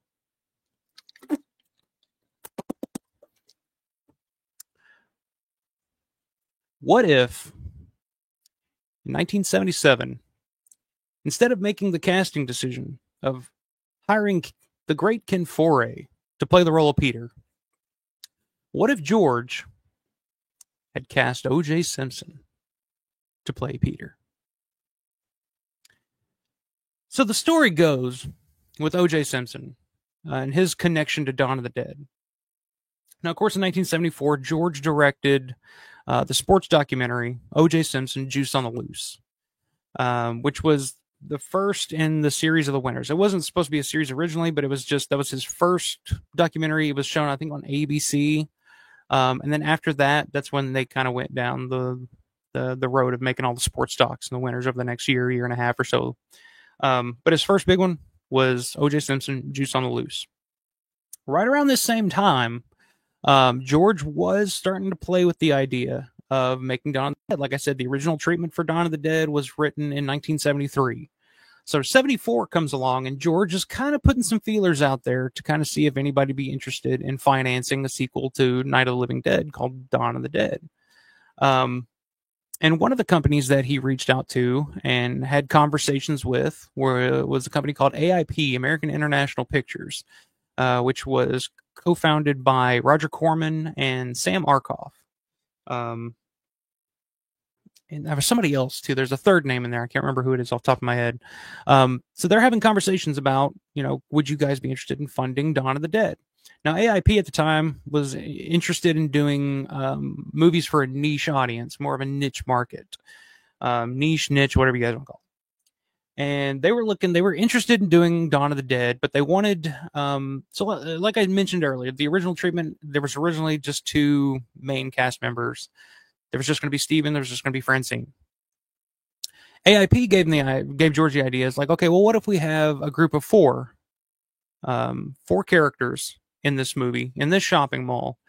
But what if it was an all black cast? AIP wanted to do Dawn of the Dead, but as an all black cast. And to star in this movie, they wanted a high profile sports figure. And who better than the guy that George just finished doing the documentary on, O.J. Simpson. Now, at the time, so 1974, this was right around the time O.J. Simpson was right in the middle of his football career. Like I said, he ended up retiring in 79, I think was his last season with the 49ers, but he was still playing with the Buffalo Bills at the time. Still one of the best players in the NFL, one of the hottest names, a huge celebrity, like just a household name in 74. Is O.J. Simpson.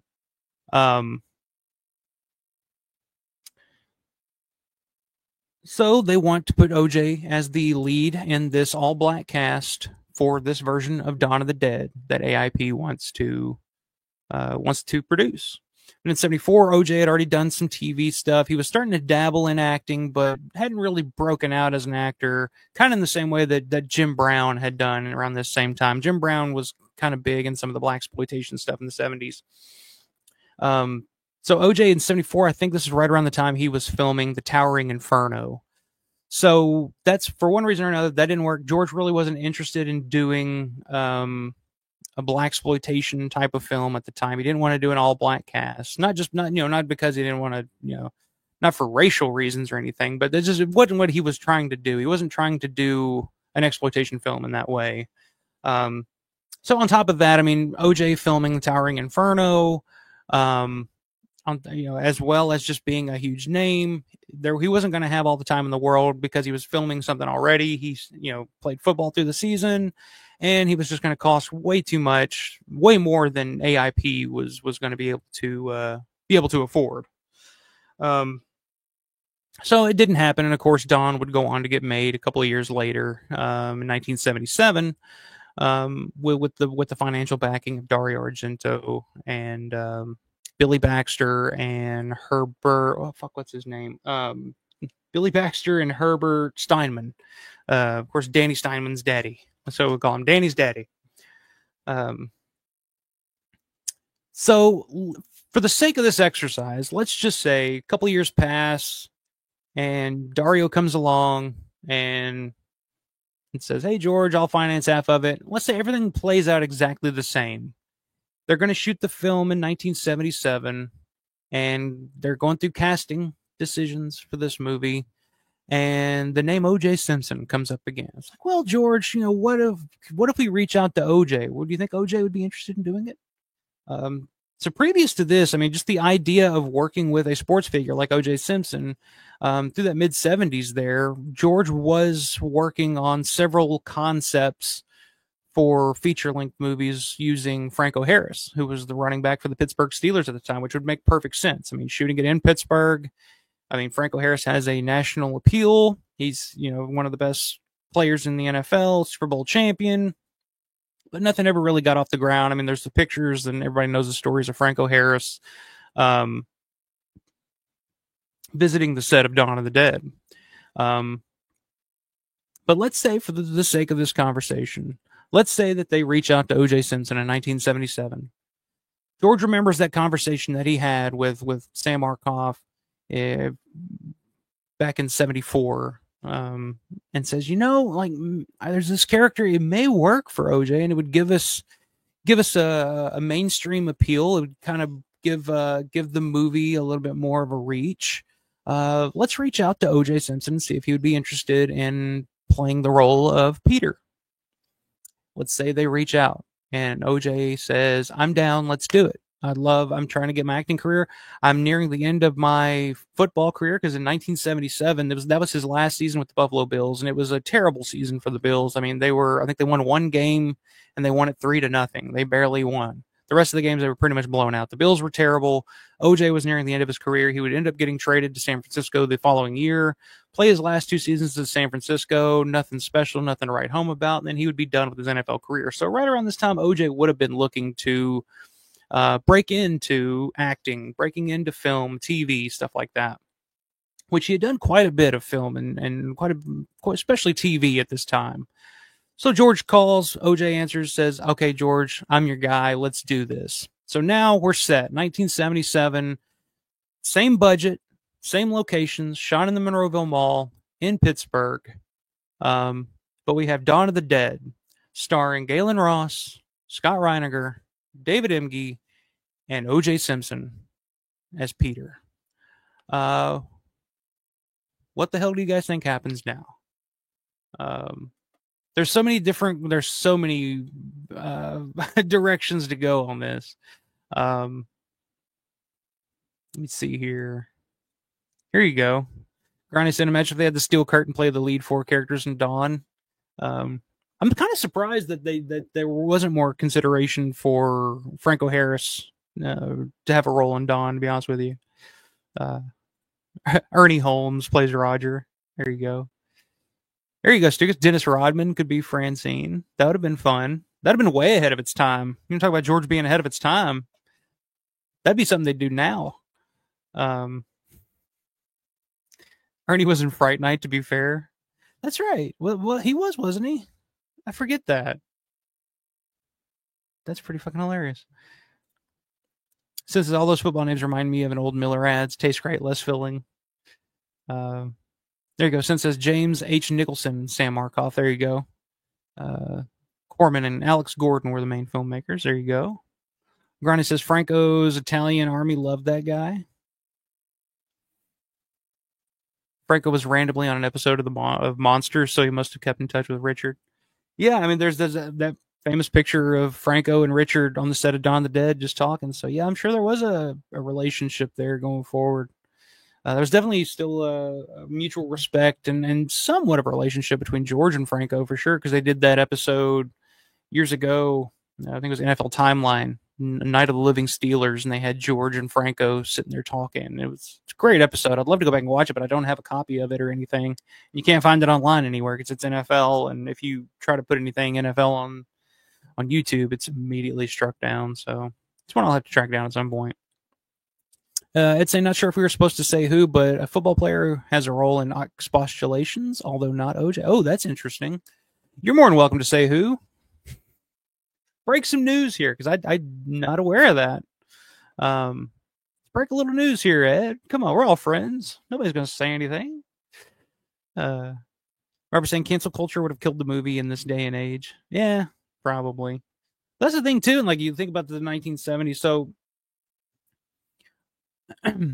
Let's think here for a second. Like 77, George is starting this movie. You have O.J. Simpson, America's sweetheart or whatever, like a guy beloved by everybody. He's like Michael Strahan now. Like that's a good example. Michael Strahan now, or Tiki Barber, or one of these guys that has us on the Today Show, or Um, so let's imagine George is starting Dawn of the Dead, 1977, O.J. Simpson in the lead role. The effect that has, you're talking about cancel culture. Like, there's a part of me that thinks like if you had a guy on the level of O.J. Simpson starring in this movie, it probably would not have been as hard in terms of the gore and the content as we ended up getting. Because I think at some point, I mean, Scott Reiniger always tells a story about the first time he walks down into the basement in the tenement, and he sees the zombies eating the bodies and all that shit, eating the arms and all that. And he looks at George and he says, "George, this is disgusting." And George is like, "Yeah, I know." I feel like if OJ saw something like that, which I mean, come to find out, OJ would see a whole lot worse later on in his life. Maybe, I don't know. He got away with it, I guess. So we can't. But I mean, I think we all kind of agree on that. I feel like that's something that OJ, if not OJ, his people, like his agents or his posse or whatever the hell he would have it at the time, would look at something like that and say, OJ, you can't be in this. Like, you cannot be in this type of movie. Like, it will tarnish your reputation. Like, it will tarnish who you are. It'll keep you from getting future jobs.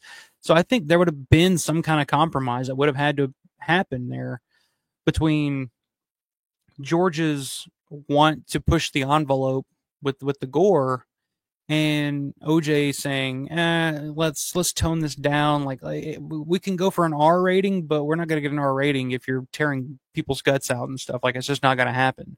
So there would have been some pushback, I think, if OJ had been a part of Dawn of the Dead. And I don't think we wouldn't have gotten the movie that we got in terms of, George's pushing of the envelope, I guess. And to take that even a step farther, a bigger what if is if that does not happen, if we don't get Savini's effects work in Dawn of the Dead, do we get a Friday the 13th? Do we get a Maniac? Do we get the 80s slasher craze? Because let's face it, Friday the 13th is literally Sean Cunningham and Victor Miller saying, hey, let's take Halloween and Dawn of the Dead and combine it, and how can you go wrong? And they were right. You couldn't go wrong. I mean, those fucking movies made tons of money, and they just did one every year after that. So if you didn't have, I mean, we may have still had knockoffs and ripoffs of Halloween for sure. That would have definitely happened. But would it have been the slasher, the gore craze in the 80s? I don't think so. Not without Dawn of the Dead. And not to say that there weren't gory movies before Dawn of the Dead, but not in the U.S., not on a mainstream level the way that Dawn of the Dead kind of was at the time. Like, it was really the first time that a lot of people saw anything like that in a movie. People getting their guts ripped open, people armed, like limbs getting ripped off and heads exploding and shit. Like, nobody, like the mainstream movie going audience hadn't really seen anything like that prior to Dawn of the Dead, I don't think. So if that hadn't happened, I don't think we would have gotten Friday the 13th. I don't think we would have gotten any of the slasher movies in the 80s. Who knows what horror would have, transformed into in the 80s. And maybe I'm wrong about that. So there's one negative effect of OJ being in Dawn of the Dead. If we probably wouldn't have had the 80s slasher craze like we would have gotten. If you guys in the chat disagree, tell me I'm wrong. Or come tell me why I'm wrong. Like, how would that have happened without, George pushing the envelope in Dawn of the Dead? Grant says, OJ, I honestly think would have ruined the movie. Ken's performance couldn't be better. He's the anchor of the film. I agree. And like I said, I think look-wise, I think OJ fit.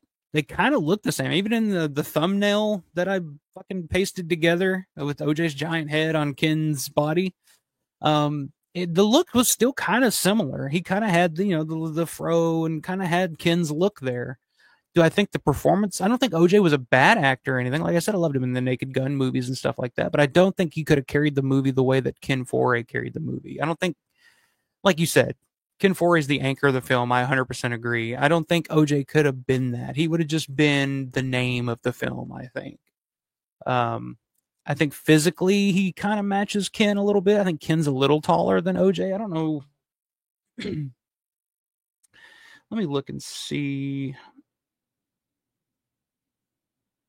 how tall OJ is. But I still think, like I said, the dichotomy there between that Ken and Scott had, I think it still could have been there. The tall guy, the short guy. Okay, so OJ was only 6'1", so he wasn't as tall. Because I think Ken's like, what, 6'4", 6'5", something like that. So I don't think it would have worked as well.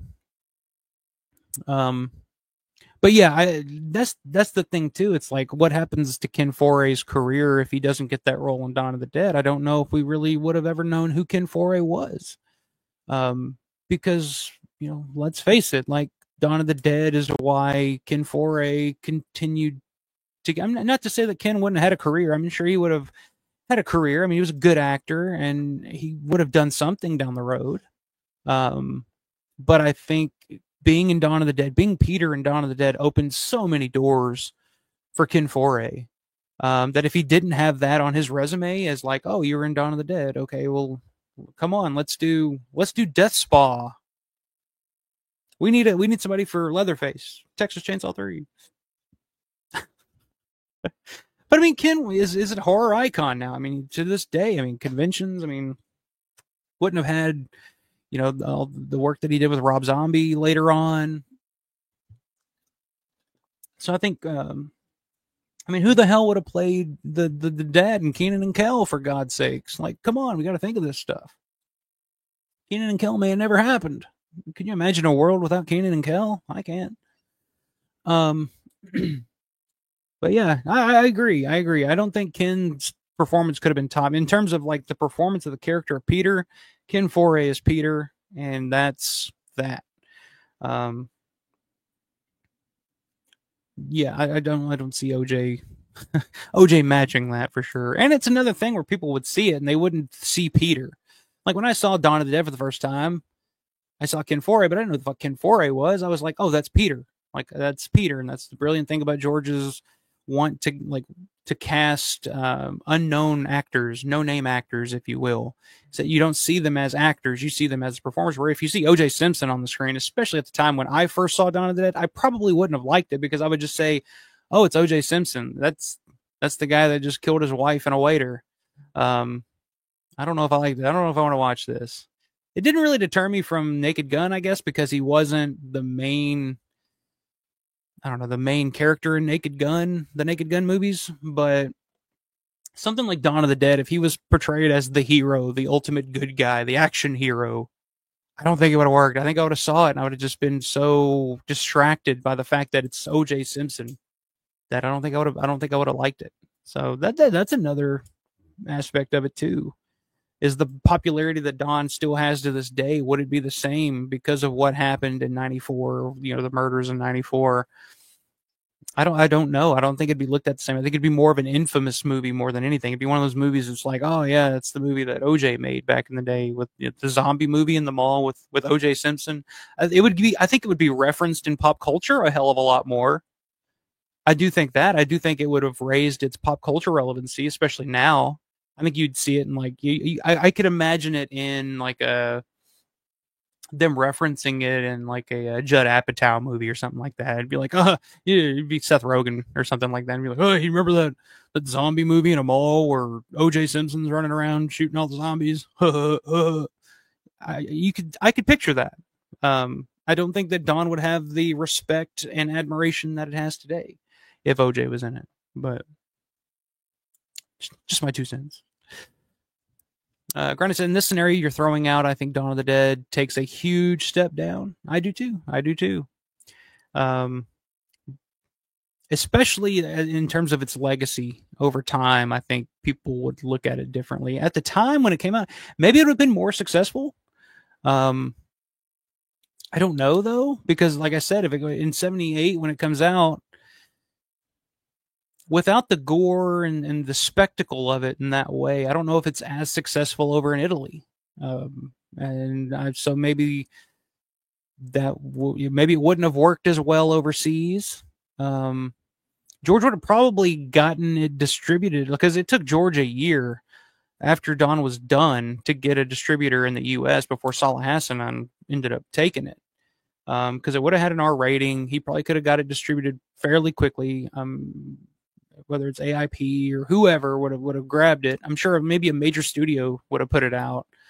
Because there was some interest from different studios at the time, but they wanted George to either cut it down to 90 minutes or cut all the gore out. And George one of the things I've always loved about George and will always love about George is George's ability and just the balls of George to say, fuck you. The movie is the movie. Take it or leave it. I'm not cutting anything out. It is what it is.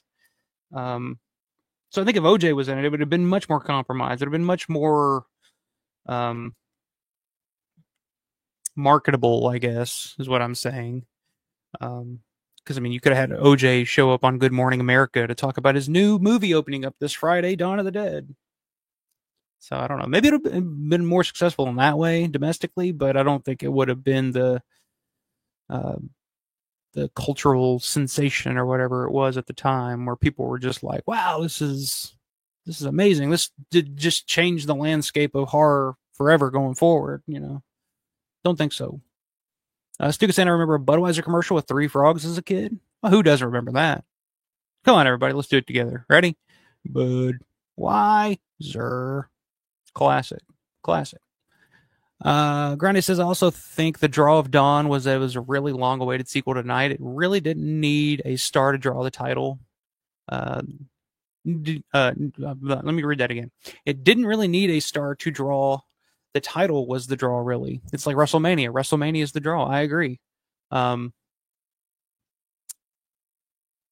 I agree with that. I don't think it needed star power, so to say. Since his foray had way more gravitas than OJ, so glad he got it. Yeah.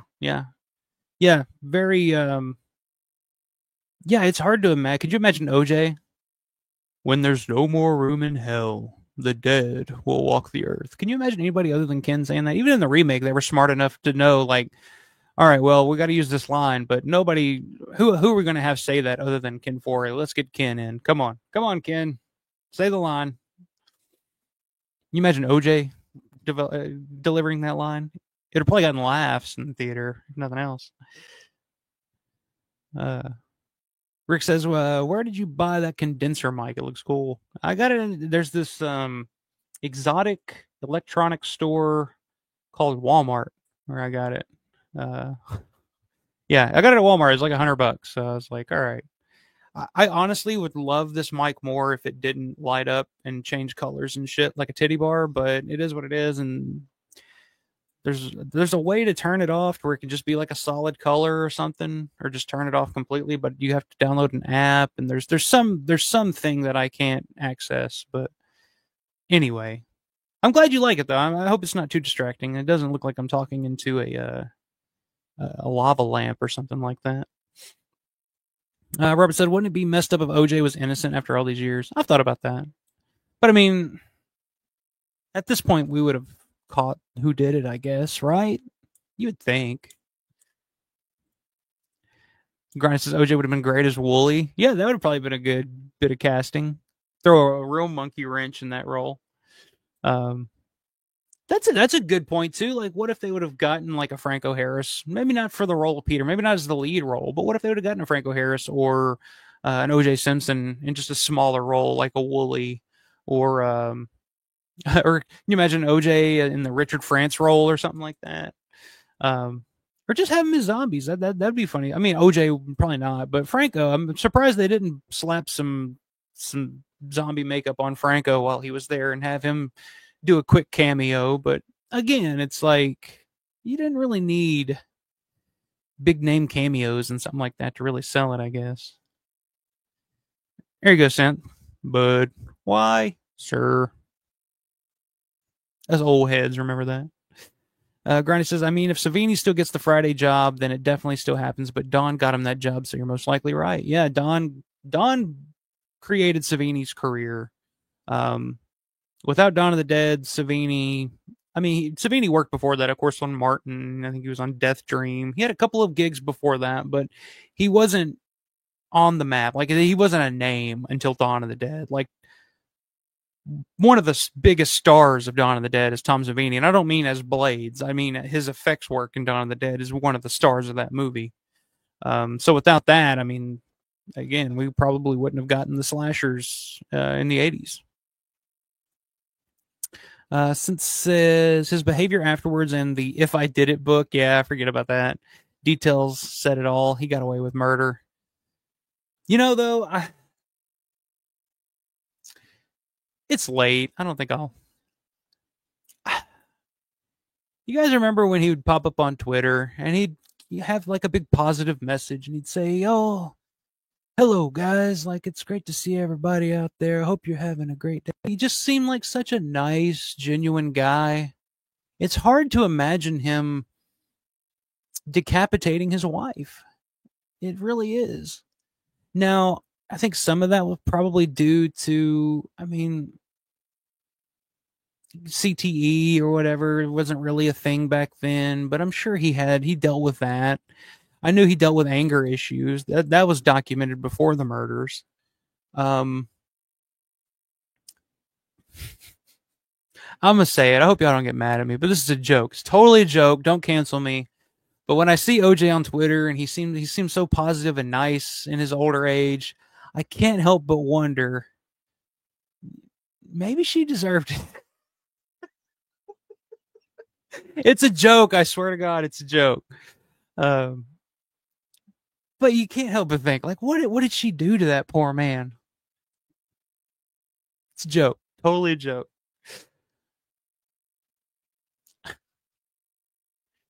OJ's gonna get me in trouble. One of the motherfuckers dead. Get me in trouble.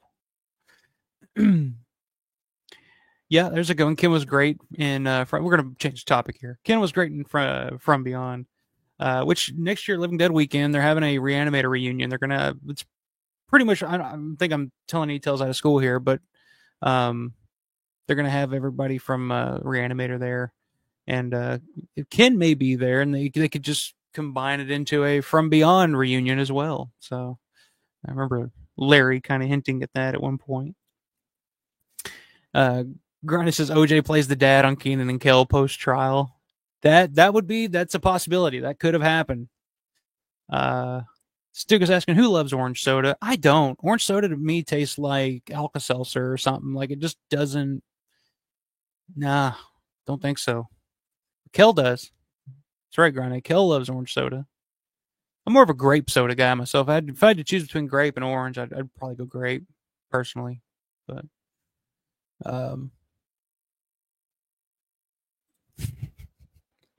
right, we're getting silly here. Is it true? I do. Hitting back in the old days now. All right, Ed says, would folks in 1978 accept OJ abandoning his unit, stealing a helicopter, and running off, as he was seen as such an all-American icon at the time? That's a good point. You think OJ could get away with being bad guys and thieves and bad guys? I think so. I think people would accept, because I mean the Peter character, even though he's, as he says, they are thieves and bad guys, I think that people accept when you watch that movie, you don't think of them as thieves and bad guys, especially Peter. You look at him as like the hero, like he's the hero, the action hero of the movie, pretty much. So I think people could have accepted that. I don't think there would have been too much of a, because especially like I said earlier about Land of the Dead, it's like, what are laws at that point? Like, what laws are you breaking? You're at one point in the movie they declare martial law. Like, there are no laws. It's done for. So just survive if you can. So I think that would have been acceptable at the time. But you never know, though. It could have been something they OJ's people, his agents or whatever, have been like, well, we can't have OJ telling everybody he's a thief and a bad guy. Although it does make that line in the extended cut, does make it a little more interesting when you know, how many real ones? Two brothers. One's in jail, one's a pro ball player.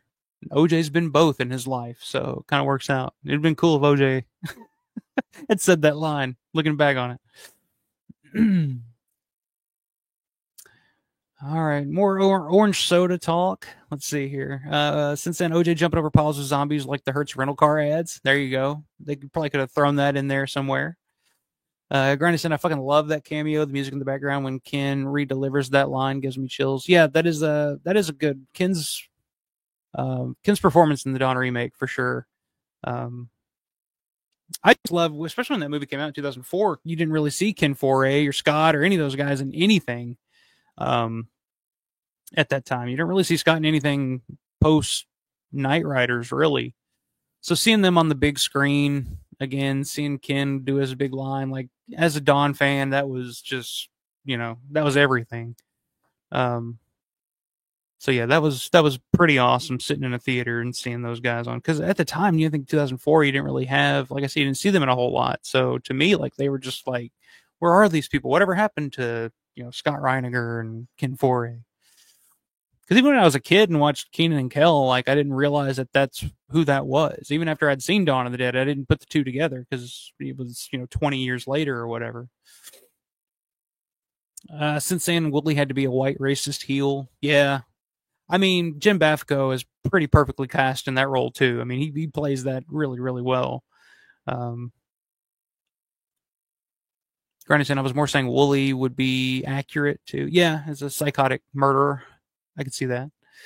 Granted, I was saying OJ would have been more accurate to play Wooly because Wooly takes someone's head off. Oh, even more on the money.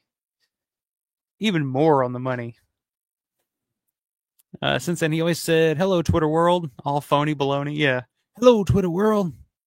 He was a wife beater, according to the 911 calls Nicole suffered for many years. Yeah. Yeah, that's what I was saying. It was pretty well documented that he had anger issues and there was an abusive relationship there between him and Nicole. But this is an interesting point, though. Now that we're talking about it. So Dawn of the Dead is filming in 1977. OJ meets Nicole in 1977 in Los Angeles, I think, somewhere, California. So let's say, and maybe this makes it all worth it in the end, but let's say OJ is too busy filming Dawn of the Dead on the East Coast in Pittsburgh. He doesn't have time to be, because he met Nicole. Nicole was a bartender. I believe she was 18 at the time. OJ was 30.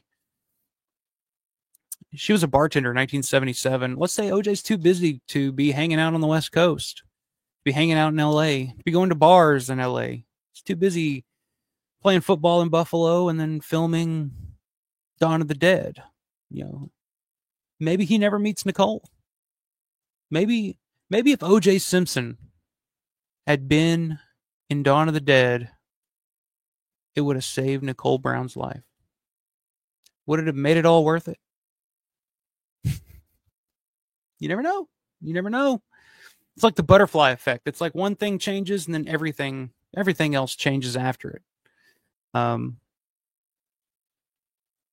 So yeah, you never know. That's something to take into consideration. Oh, Granny says wouldn't have been worth it. Maybe not. Yeah, I mean, I don't know. Maybe not in my opinion, but because I mean that is the big thing. I mean, not just talking about OJ, what his performance would have been like in the movie, what it would have meant at the time, box office wise. It would have probably had a wider release. It would have probably had a bigger box office release at the time, but I don't think it would have had the lasting effect that it would go on to have. I don't think it would have been as inspiring as it would be years later. So I think it would have had more short-term success, possibly, just for the fact that it had a name like O.J. Simpson in it, as opposed to, four actors that nobody had ever really heard of before. But I think in terms of like the lasting legacy of Dawn of the Dead, what it would have meant years later, post 1994, post murders. I just think it would have been tarnished. I think Dawn of the Dead, we would look back at a movie like Dawn of the Dead, especially if we would have gotten the version that I think we would have gotten if OJ was a part of it, as just like, oh, that was a big miss for Romero. I mean, the guy that did Night of the Living Dead, you know, did another zombie movie with OJ Simpson in it, and now we look back on it, and it's kind of hard to watch, like, because I think that would have been. Yeah, I just think that would have completely, especially after '94. I think that'd have been one of those movies that people would have watched and just said, "Oh yeah, you remember, OJ was in this cheap, cheesy zombie movie back in the '70s," and that's all it would really be remembered as. I don't know if George, because if George makes that movie, I don't think George would be as revered and beloved as he is now and what he became. Because Dawn of the Dead was so ballsy and so effective and so groundbreaking. And no, I think the social commentary and stuff about consumerism and stuff would have probably still been in there. I still think it would have been a part of it, but I don't think people would have really given a shit because the movie itself wouldn't have grabbed your attention with. Because that's the fucking brilliant thing that George did with that movie is he grabbed your attention with the zombies in the shopping mall and the heads exploding and the gore and all the, the action and the excitement of it, and really just snuck in the commentary underneath. I think that would have still been in there, but I don't think without the gore, if it would have been, a little cleaned up and more presentable for a mainstream audience, I don't think it would be as remembered as it is now. And I don't think it would have had the same effect. And I don't think George's career would have ever been the same. Now, let's say George would have had a little bit more box office success short term with that. If OJ was, the lead in it, maybe it would have opened the door for him to make other types of films. If it, like, let's say that movie hadn't have been purchased by Salah Hassanan and he didn't sign a 3-picture deal after that. And let's say he went on to work with a different studio. Let's say he went on to work with Universal or something like that. Maybe he wouldn't have gotten pigeonholed as a horror director or just a zombie guy. Maybe it would have given him the opportunity to go on and make other things because he had a successful box office with Dawn of the Dead. I don't know. You never know. We may not have gotten Creepshow. He probably would have gone on to do another one because I think, like I said, when he did Dawn, he kind of had that in his mind. He wanted to make it kind of a trilogy and kind of make it a once every 10 years type of thing. So we would have probably gotten Day of the Dead, but who knows what that version of Day of the Dead would have been. And I think his career through the 80s, he would have done some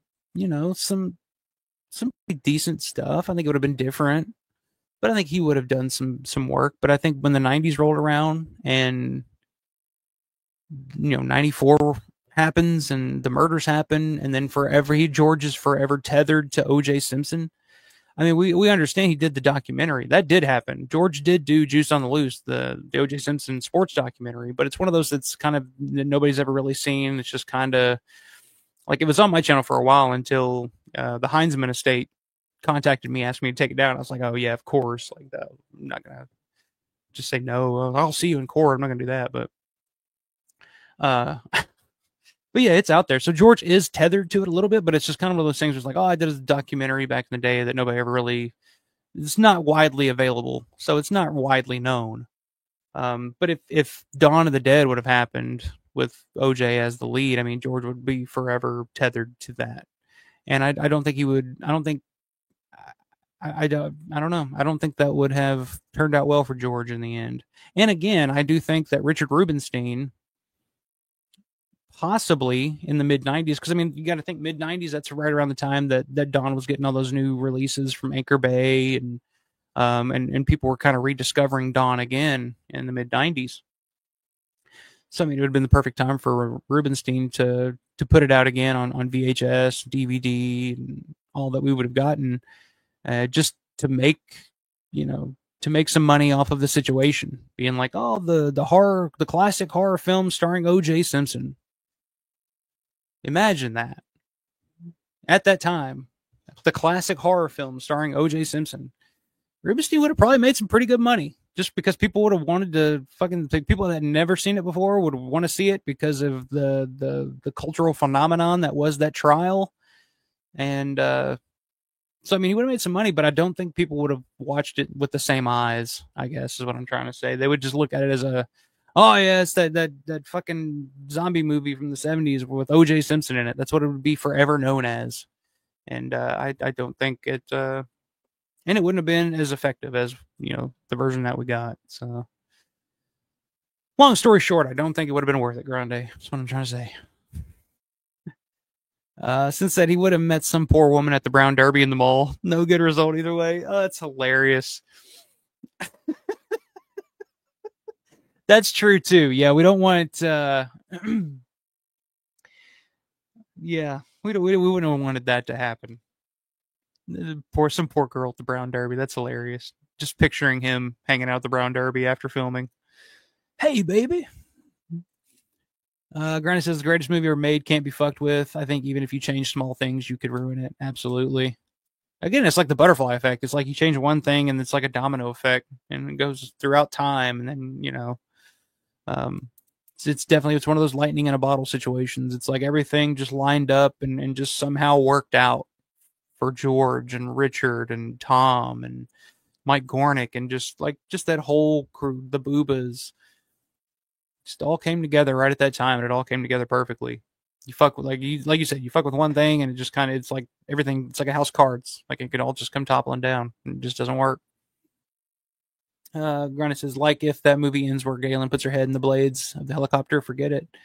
Yeah, I mean, I don't know. I think that would have been a real bummer ending, and I don't know if that would have been as popular of an ending. But um, I've always been curious to see what an ending like that would be because, like I said, I do like the idea of the helicopter blades dying. The last shot of the movie after the credits is the helicopter blades slowing down and coming to a complete stop, telling you that the helicopter ran out of gas anyway. So even if they had tried to escape, they wouldn't have gotten far. Like I just think that's I don't know, just a really nihilistic ending. But I just don't know if that would have really worked with the movie that we got. Granny says Clerks was going to end like that too. Yeah, that's true. Had they done it, I think people would have turned the other cheek. Yeah, that's true too. Clerks ends with Dante getting robbed and shot, and that's the end of the movie. It's just Dante laying there on the floor, dead. So yeah, that's a really good comparison. Um, yeah, since then, yeah, the Clark shooting ending didn't work. I agree. OJ could have boosted the views, but the later OJ rep would have made a lot of folks abandon the movie and ruin the longevity. 100%. Since then, OJ's comedy chops could have made him perfect for the "Got Any Cigarettes" guy. Yeah, there you go. There's a small role for OJ that would have worked.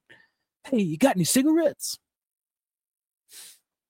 But then we wouldn't have gotten the great performance there from Randy Kovitz. Was that Randy Kovitz? Yeah, Randy Kovitz.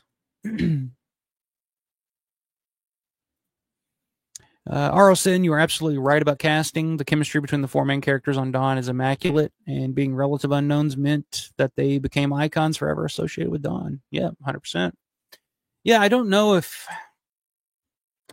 I don't know. I mean, you change one actor in that cast, and who knows what the chemistry would have been like with that. It just somehow all kind of came together and worked.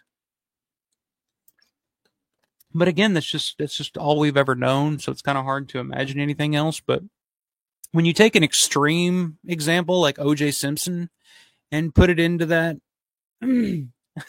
like it is really hard to imagine. But I mean, like I said, it came close. No, I wouldn't say it came close, but I mean, it was a possible timeline. We'll just say that. Even a bigger example, like a bigger question would be like, what would have Dawn been? What Dawn would have been like with just if it was an all black cast and it was just kind of a black exploitation film. That's kind of an interesting concept. I kind of want to see like if they ever did a remake of Dawn of the Dead, but did it as a black exploitation film. I'd be totally down if I can watch that. Like that'd be fucking super interesting to me. But yeah, anything else you guys want to? Any other what ifs or topics or any other thoughts on what if O.J. Simpson had actually starred in Dawn of the Dead? Um, my voice is starting to go out a little bit here. I did get a call for work about 2 hours ago, so I don't know if I'm going to hit that up tonight or just wait in the morning. But yeah, I think it can wait. So I can hang out with you guys for a little bit longer. Whatever you guys want to, excuse me. Whatever you guys want to hang out and talk about. If my voice doesn't go out beforehand, as you guys can see, I've been talking up a fucking storm tonight. So I'll hang out. I don't know, another 5-10 minutes or so. If you guys got anything else you want to throw out, chat about tonight, throw it out. Excuse me. If I don't die beforehand. Ed saying OJ would read the Chocolate Man line in the script and say, no, yeah, that's true. That line would happen. Although, was that in the script? I can't remember. Or if that was that, I can't remember if that was ad-libbed by Tom or if that was actually written in the script. I can't remember. But yeah, that's a good point too. He'd probably read the line. He probably wouldn't want any part of being in the movie just from Woolie's lines, I would think. Sorry, guys. I have to grab another bottle of water here. But yeah, I that would be one that I feel like his agents, like outside of just the gore, just some of the language in it, it's like, oh, we don't want our client to be associated with, racist terminology like this. Even if the character is a bad character and does get, even if OJ gets to shoot him in the end anyway, it's like, Which is a funny thing. I just kind of realized, like, Peter does get to kill every racist or semi-racist character in that movie. He does get the last laugh. So I don't know. Maybe OJ would have been like okay with that. He would have been cool with it. Granny says, before you wrap this, I got one last what if. All right, let's do it. What if Romero never goes to that diner with Ken and David working there? Neither of them ever get casted. That is another one on my what if list that I really want to dig into sometime. It really goes back to, what if George never meets Christine? Because Christine was working at that diner at that time. Who else was Amplis? John Amplis was working there at the time. And David got that role because David Emge got the role of Flyboy in Dawn Dead because he was working there at the time. And it wasn't Ken that was working there. It was Scott. Scott was working there too. So Scott, David, Amplis was working there. Christine Romero was working there. Christine Forrest at the time. And David said that he got the role in Dawn of the Dead because he was friends with Rudy Ritchie. And Rudy had brought George to that diner. And George was talking to Christine around that time too because, they were dating at the time. So yeah, that's definitely a big down. What if Lady Astor's did not exist at the time? We wouldn't have gotten Scott or David or Amplis. Because I think I'll have to go back and look at this. I don't know if anybody in the chat remembers this or not, but I think Amplis was cast in Martin because he was working at Lady Astor's with Chris Romero. And I think George went to Lady Astor's to see Chris and ended up meeting Amplis through there, if I remember correctly. There's some kind of connection there, if I remember correctly. God, I can't remember for sure, but I think that sounds right. I think that's how that worked out. I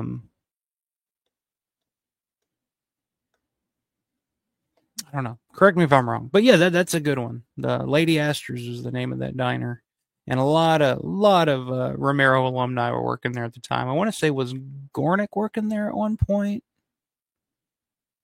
If I remember correctly, I don't know. It was mostly actors, I think. But yeah, that's a good one. That's a future topic, a future what if George and Christine had never met? Because I truly believe, and I told her this. I told her I was like, you were George's muse for those years. Like, a lot of that does not happen if George doesn't meet you, because you were you had his back. You were by his side. You were his assistant director. You know what I mean? Like, if George doesn't meet Christine, like, I truly don't believe that George would have had the inspiration, because I can tell you, not to get too fluffy or whatever, but when you're in that stage when you first meet somebody and you're head over heels in love with that person, and it's inspiring. They become your muse. You want to become better. You want to do better. You want to aspire to be more for them. You know what I mean? So when you meet somebody like that and you're in love in that situation, like, it is a very it can take your game to the next level. And I think that, especially in terms of storytelling and life experience and stuff like that, I think that's what happened with Chris and George. So I don't know. That's something we can get into deeper some other day. But but it does touch on Lady Astor's, and we wouldn't have had George wouldn't have met all those great actors. That's for sure. Rudy Ray Moore is Peter. That is something I did that review last week. I have it right here. If you guys haven't seen this yet, if you guys want a copy, it's Chasing Zombies, the new documentary from Mike and Brenda Ankus. Larry's one of the producers on this.